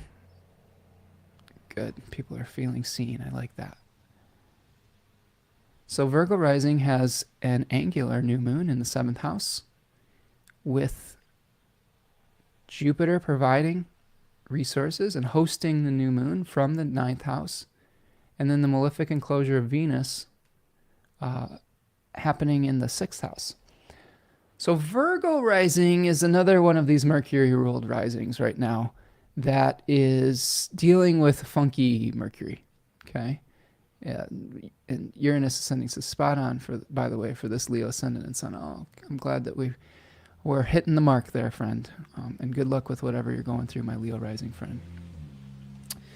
So Virgo rising, you're going through some challenging experiences right now, potentially within partnership, and maybe even related to a work partner, a job, a career, public life.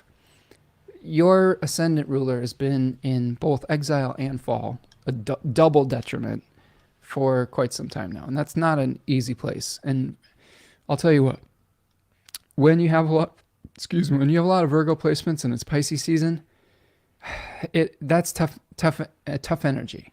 A lot of times Virgo wants to feel useful. They want to feel organized. They want to feel practical. And when we have all this stack up in Pisces, especially Mercury, the information that we need is confusing. It's emotional.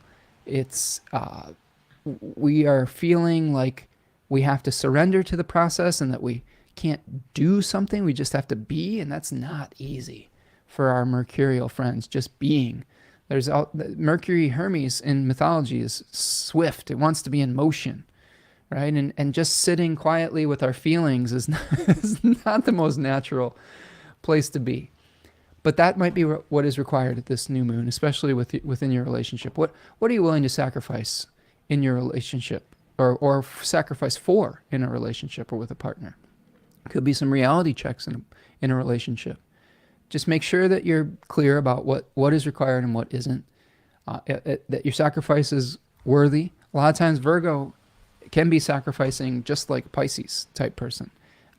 But it's different. It's like it's a service orientated thing. Virgos want to feel useful, right?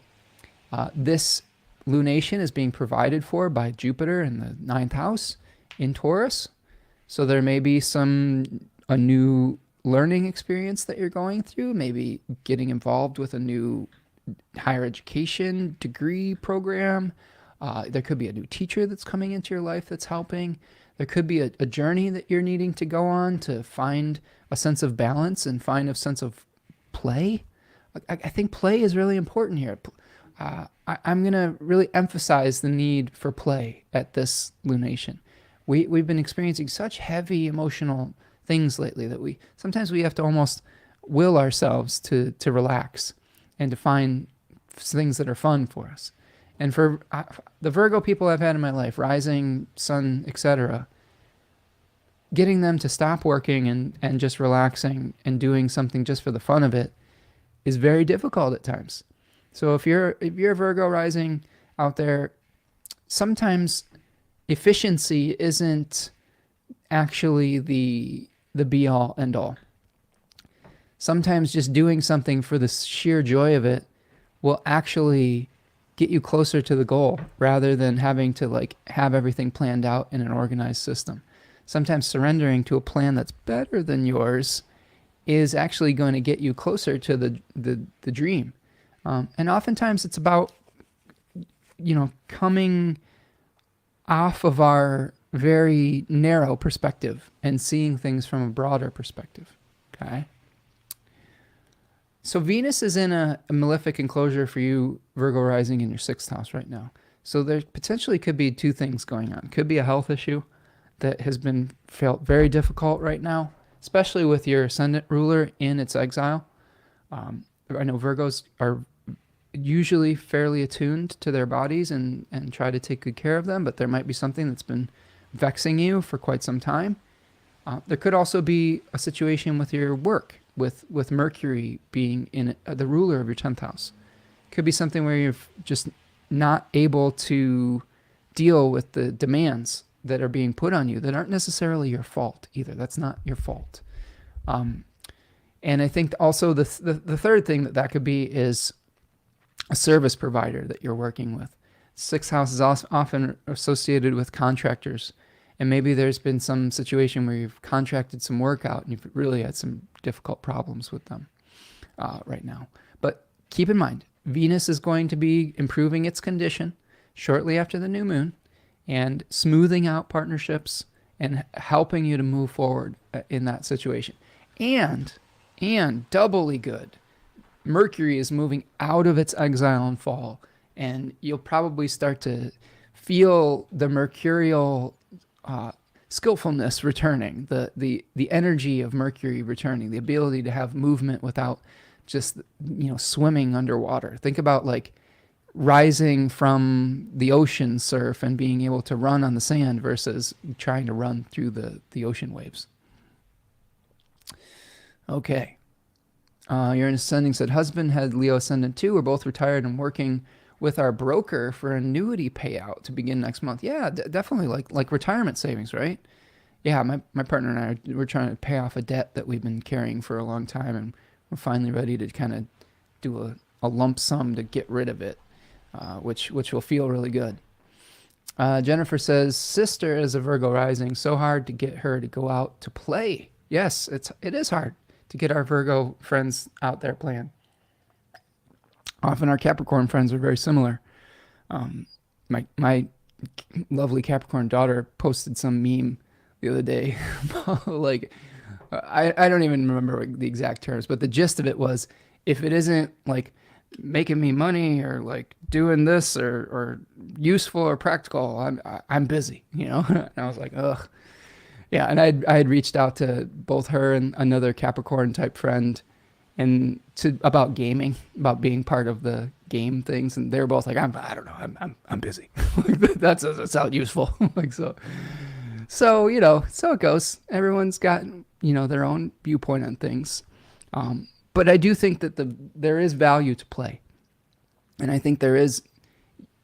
Maybe there's not quote unquote utilitarian value to play, but it does play a part in creation, and it can lead to good ideas. It can lead to outside the box solutions.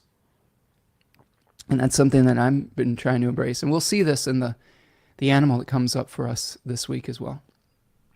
Okay, Virgo rising, you hear that? Take some time, just relax, play. It'll be okay. There'll be time for work in the future. surrender to the answer. Okay, Virgo rising. I'm sorry. Libra rising. Libra rising. Let's talk Libra. Okay. So Libra rising has the new moon in the 6th house. It is being hosted by Jupiter in the 8th house. There is a malefic enclosure of Venus in your 5th house. So, my Libra friends, Libras are having an especially tough time right now. Just like Taurus rising, your ruling planet, Venus, is in malefic enclosure. And there is breaks here and there, but it is a tough time for lovers of peace and justice right now, especially socially. When we see so many things that are unfair right now, it can be really overwhelming, and we can start to lose hope. And that's when we're surrendering to the morose, which is the opposite of Elpis, the doom, right? And justifiably so. Like I'm not for one second invalidating any of the feelings that a lot of people are having right now as far as the unfair circumstances and things of that nature. But be extra kind to your Libra rising friends right now, because when Libra types see injustices and see the opposite of peace, see war and death and suffering and destruction, they feel it pretty acutely. And that's when the righteous anger of the Uranus gets unleashed. The Uranus being the punishers of transgressions that people in ancient Greek civilization prayed to if a crime went unpunished. And that is one of the spirits of Libra 1, which is the exact place that the full moon lunar eclipse is going to be. Okay, so there may be some activation of righteous anger around that period of time. All this is leading to me saying that with Venus in malefic enclosure in your 5th house, it might be really tough for your Libra risings, who are often very good at finding joyful ways of existing. They could be on the struggle bus right now. So be extra kind to them. Stephen is saying my Libra rising partner is lucky to have me around to make them laugh. Yeah, laughter is good medicine, Stephen. This was something that I was working on the other day with my Capricorn rising partner, who is going through some difficult things right now. And, laughter was the best medicine. Like, we played a few, I'll just leave this out there. We played a few, rounds of FMK. And if you know what FMK is, then you'll know. I won't expand here, but go look it up if you don't. And it brought a smile to her face and gave us some temporary relief from some of the difficulties that we were dealing with in the moment. So yeah, finding a way to find some laughter. Also, get grounded in your body. Venus loves to play and to get grounded in the earth. Again, touch some grass is the advice I've been giving people as well. But Libra rising, this new moon's going to be in your 6th house. So this could be a focus on either on work that you are doing that feels like a slog, like maybe you've got a lot of responsibilities where you're feeling like you're not getting a lot of credit for the work that you're doing, and you may be questioning the sacrifices that you're making for that work. Could be a health issue that could be a little bit confusing right now with Neptune and Saturn hanging out there. Could be some kind of injury or illness that you've been dealing with that's been a little bit hard to pin down, if that makes sense. And I will say that potentially there's improvement coming because Venus will be moving into the 6th house, into its exaltation, and Venus will be coming together with Saturn in a few weeks to release you from that malefic enclosure as well. So a double good news for Libra Venus ruled folks.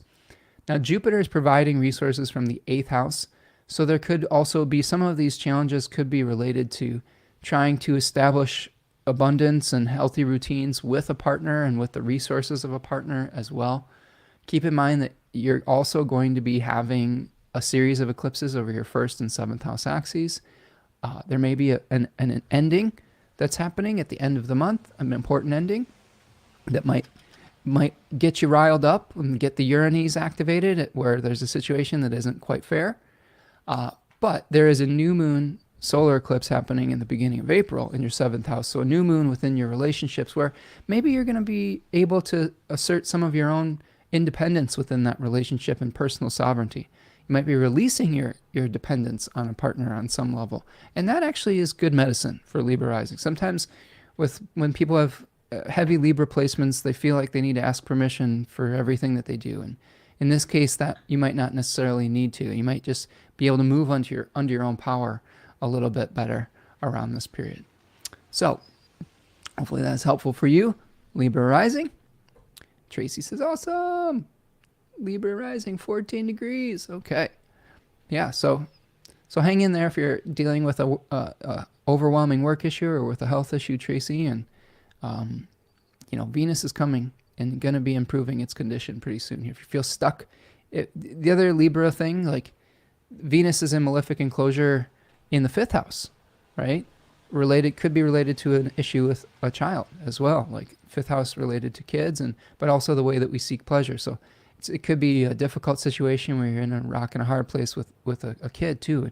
And that condition is hopefully going to improve fairly shortly as well. Okay, let's keep going. Let's keep on moving.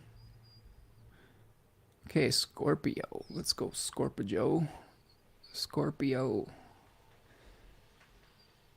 Okay, Scorpio rising.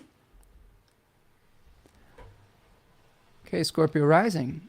New moon in the 5th house. Hosted by Saturn in the 7th. Venus in malefic enclosure in the 4th house. All right.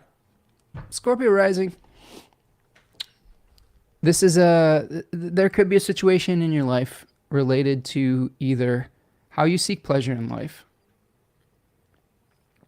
games, substances, everything that brings you joy, or legacies that you wish to pass on, which I include children in this, creative projects, anything that you're trying to make that brings you joy and is an expression of the self that you wish to pass on. There could be some sacrifices that are becoming necessary around that. It could be a situation where there could be some sobriety that is needed, like for your own personal life.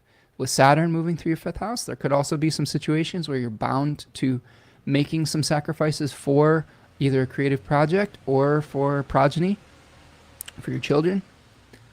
You could be feeling stuck between a rock and a hard place with Venus in your 4th house, relationship to your family or your home. There could be a situation where you're needing to leave, either disconnect with a family member that's maybe toxic, or where there's a place that you're living that you need to separate from and untie a karmic knot to. There is some potential benefits coming to you from a partner and establishing new routines with a partner, which could be helpful, especially with Uranus there as well. But having the healthy balance between work and play with Jupiter in the 7th house could bring you some better situations. Now, one thing I'm noticing, Scorpio rising, is that Venus is ruling your 7th house of Taurus, and it's ruling your 12th house. So that issue within the family could be related to a partnership issue as well. It could be a family member of a partner or something like that, or an in-law or something of that nature that maybe even potentially a secret enemy and undermining influence. And that situation could feel really difficult right now.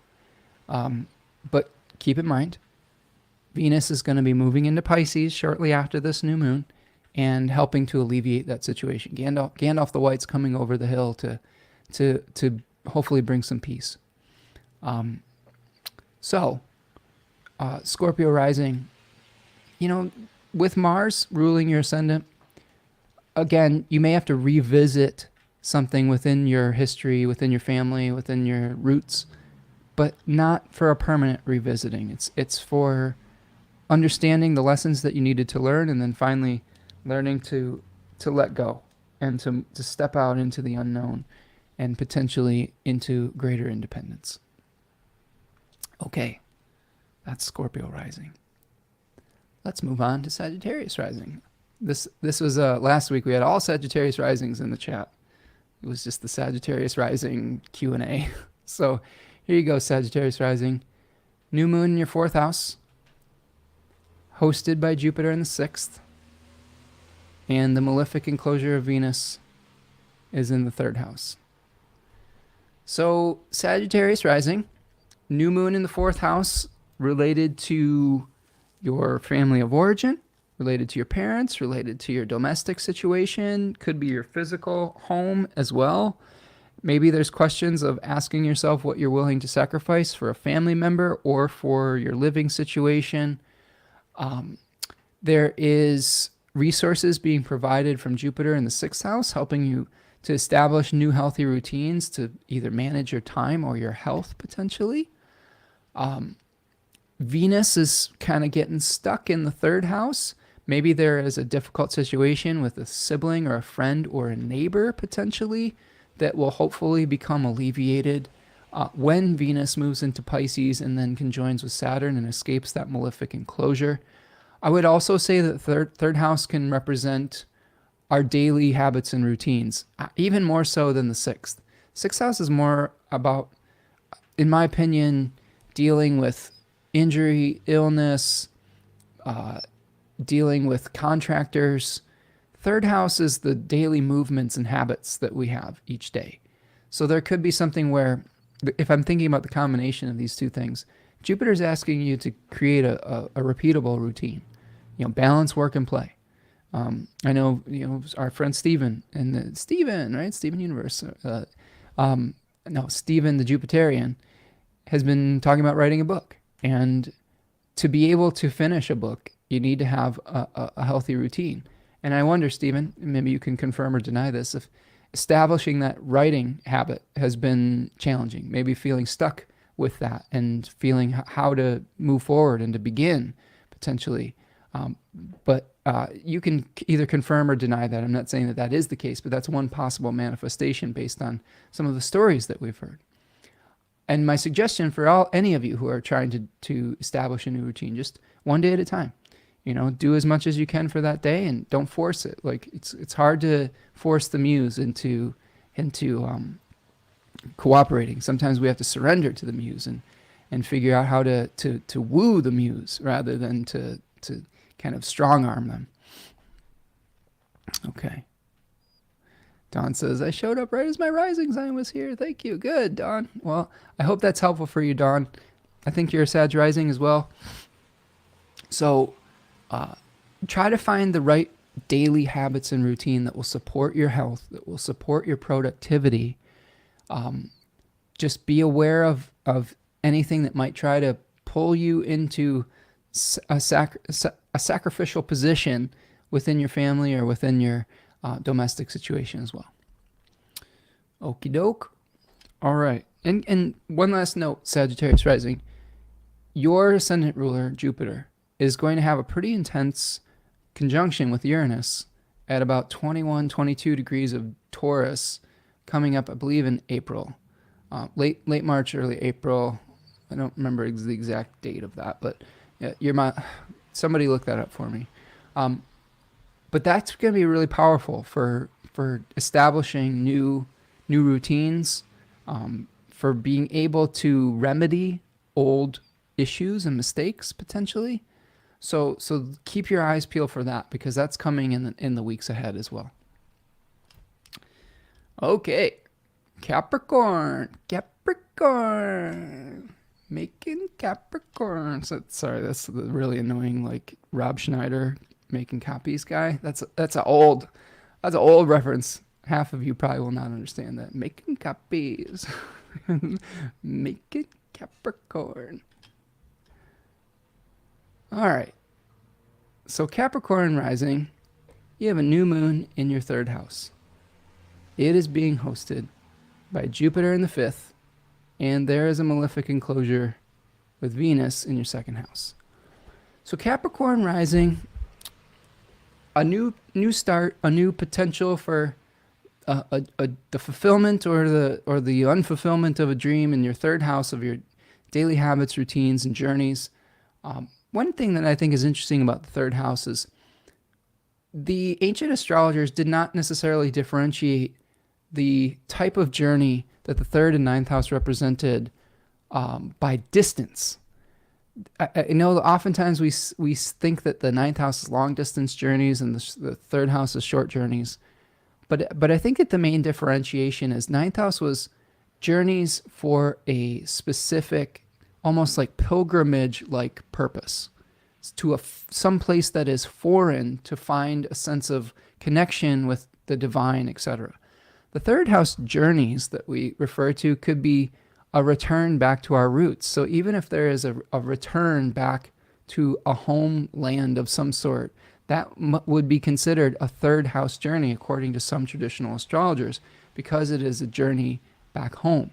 So there could be some kind of journey that you're being asked to make a sacrifice for around a third house type of signification. Saturn in there is bringing some challenges to that and some reality checks to that, or some blockages to that potentially. And also this could be related to our daily habits and routines as well. Jupiter is trying to provide help and resources through your own creative process, through establishing healthy routines, either for you and your children or for your own creative process that is important to you. You could also really be shaking up your routines as it relates to finding pleasure. And Venus is in malefic enclosure in your second house, so there could be a feeling of feeling stuck with money and resources right now too, but that is about to improve as Venus is going to move out of that malefic enclosure when it moves into Pisces and connects with Saturn shortly thereafter. That Venus in your chart, Capricorn Rising, is related to your career and the way that you seek pleasure. So if you're not having fun at your job right now, or in the way that you present publicly, it should improve when Venus hits Pisces and then finally gets released from that difficult circumstance that it's in. Saturn right now, the ruler of your ascendant, is hanging out in the third house, probably creating a little bit of a disconnect between your dream and your lived reality, and that can be frustrating. But it's important to recognize what is and isn't possible right now, and to work within those constraints and limitations. Okay, Cap? Okay. Yeah. Yeah. You're in a study. The Spencinator, making copies. Yeah, I miss the old SNL days too. It's they really had some talent on that show back in the late 90s, early 90s, whenever I was watching that show. Okay. All right, let's finish this off for the day with Aquarius Rising. And then we'll get to our I-Ching and our animal. So Aquarius Rising, second house new moon, being hosted by Jupiter in the fourth, with the malefic enclosure of Venus in the first house. So Aquarius Rising, this could be a new start for your budget, for the way that you support yourself, for the personal sovereignty when it comes to your material resources. You may have to ask yourself tough questions about what you're willing to sacrifice to get what you want, what you're willing to do to be able to provide nourishment for yourself, whether that's through work or otherwise. There may be some challenging circumstances to figuring out clarity around that with Neptune in the second house as well. Your ascendant ruler Saturn is really putting a lot of pressure on you right now to take care of yourself, being in the second house, saying, you know what, you've lived a certain way for a certain period of time. Now circumstances have changed, and it's time to step up. It's time to find a way to take care of your basic needs of survival. It could be just through changing circumstances, etc. And Venus is stuck in malefic enclosure in the first house. There could be some crisis of confidence, some crisis of faith in yourself to do that, but that's going to shift pretty soon too, right? The Venus is the ruler of your fourth house and your ninth house, so there could be some major changes happening within your family that are shifting your beliefs about what is or isn't possible. And I know it's probably pretty tough when you have Venus in that really tough spot especially when it relates to family and issues around that. But it's temporary. It's going to alleviate the challenges that you're experiencing are going to alleviate. As Venus moves into Pisces, your financial situation might also improve as well. So if you've had worries about that, there's good news on the horizon. There's a Gandalf coming over the hill, and reinforcements are coming. Okay, let's see. Devin says, Aquarius Rising, Jace, a spa day and do some yoga. Okay, yes, have a spa day and do some yoga. I think it's important to try to find joy where we can, right? To live into the answer, to surrender to our whatever is going to bring us joy, especially in these some of these darker times. Never take things for granted, right? And figure out what kind of energy you want to put out into the world too. It is important to call out injustices, but there has to be a balance as far as like visualizing what it is that we want to see on the other side of that. If all people are doing is just getting mired in the negativity, to me that's not balanced, and that not offering a solution and being solution orientated, like, I think is really important. And finding and appreciating with gratitude the things that are working is important too, because I think that we get overly fixated on what isn't working in the world. And this is by no means me trying to spiritually bypass the horrific challenges we're facing as a community right now. It's just me saying, hey, recharge the well every once in a while. Find something to have hope to continue fighting for. That's the other thing that I think is really important. When you're able to connect to those things that you're grateful for, it makes the challenging work of speaking truth to power. It gives you a reason. It energizes it. All right, so Aquarius Rising, hang in there. The Mars Uranus square is probably challenging coming up this weekend. The Venus Uranus square probably brought some shocking events within the family. But this is a really good opportunity for you to step out onto your own and to reconnect with that which brings you joy, right? And that brings you a sense of personal sovereignty. Okay, those are our rising signs and the new moon through the rising signs. So let's take a look at our I-Ching and our animal. So friends, our I-Ching for the new moon in Pisces is number 34, which translates to great power. And there's multiple translations of this. Great power, the power of the great, dominance, great strength, using your power wisely, uniting strength with justice. And it is transitioning. It's in transition to hexagram 55, which translates to abundance, zenith, the fullness of splendor. It was the full moon, right? The plenty, acting decisively, living in the present, making the most of good times. Appreciation is part of this. So this hexagram is suggesting that we are empowered, whether we feel like we are or not.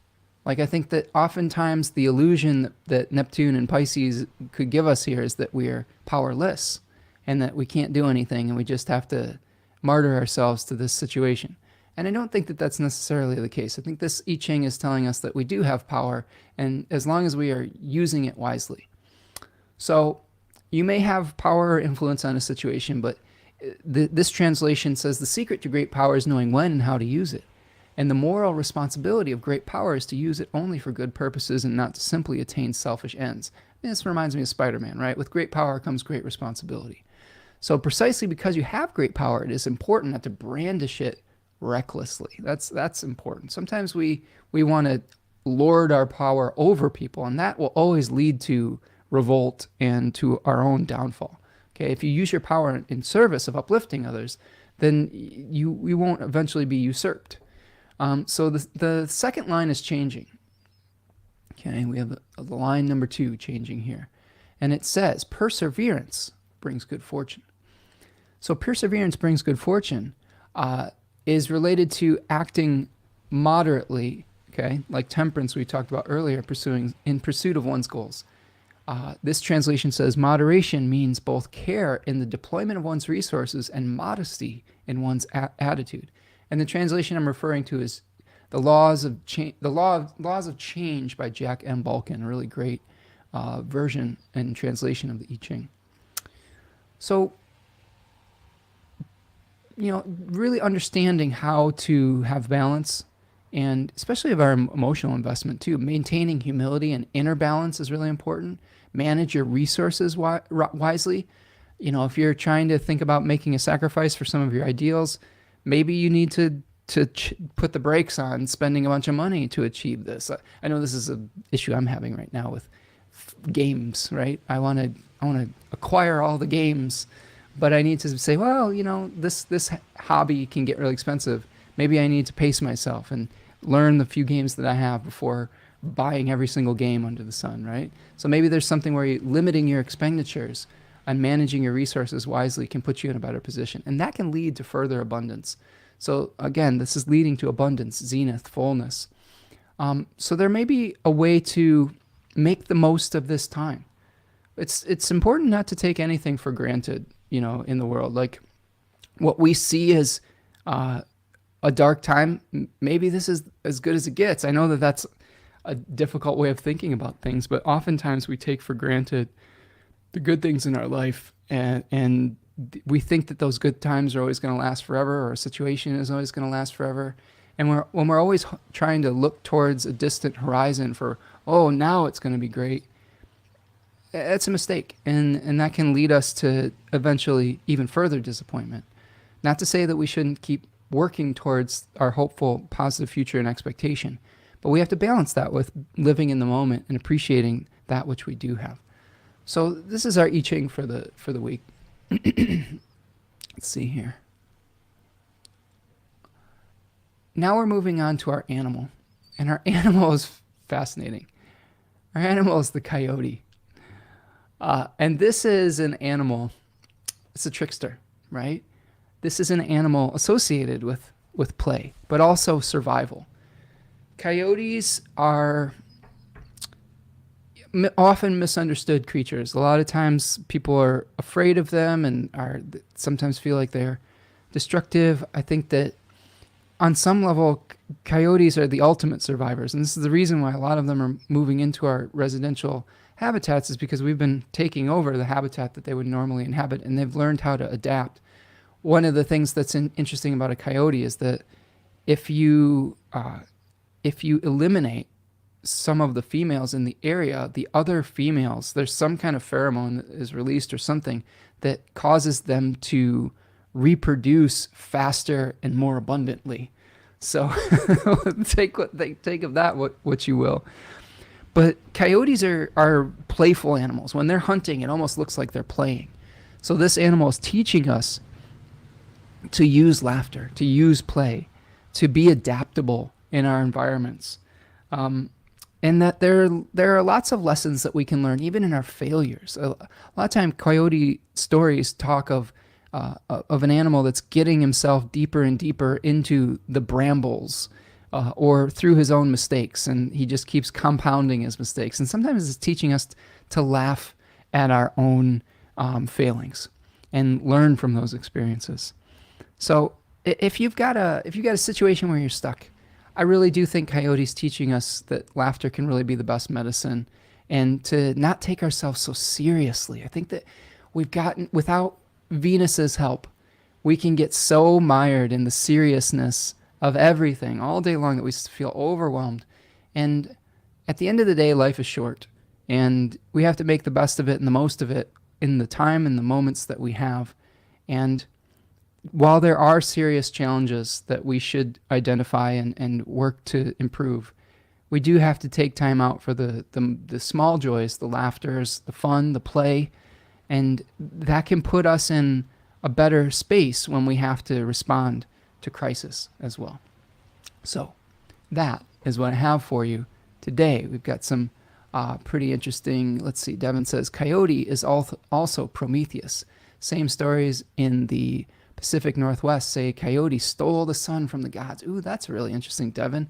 So just playing that enlightenment role, like of the trickster that provides ultimate enlightenment, but maybe suffers for it on some level as well. So that's a good contribution. Thank you, Devin. Laura Elizabeth says, thank you, Spencer. Spending this time with you has helped a lot after a rough week. Pisces season can be emotionally exhausting. Absolutely, Laura. I'm so glad that it was helpful for you here today. Just really appreciate you being here and the positive contributions to the chat.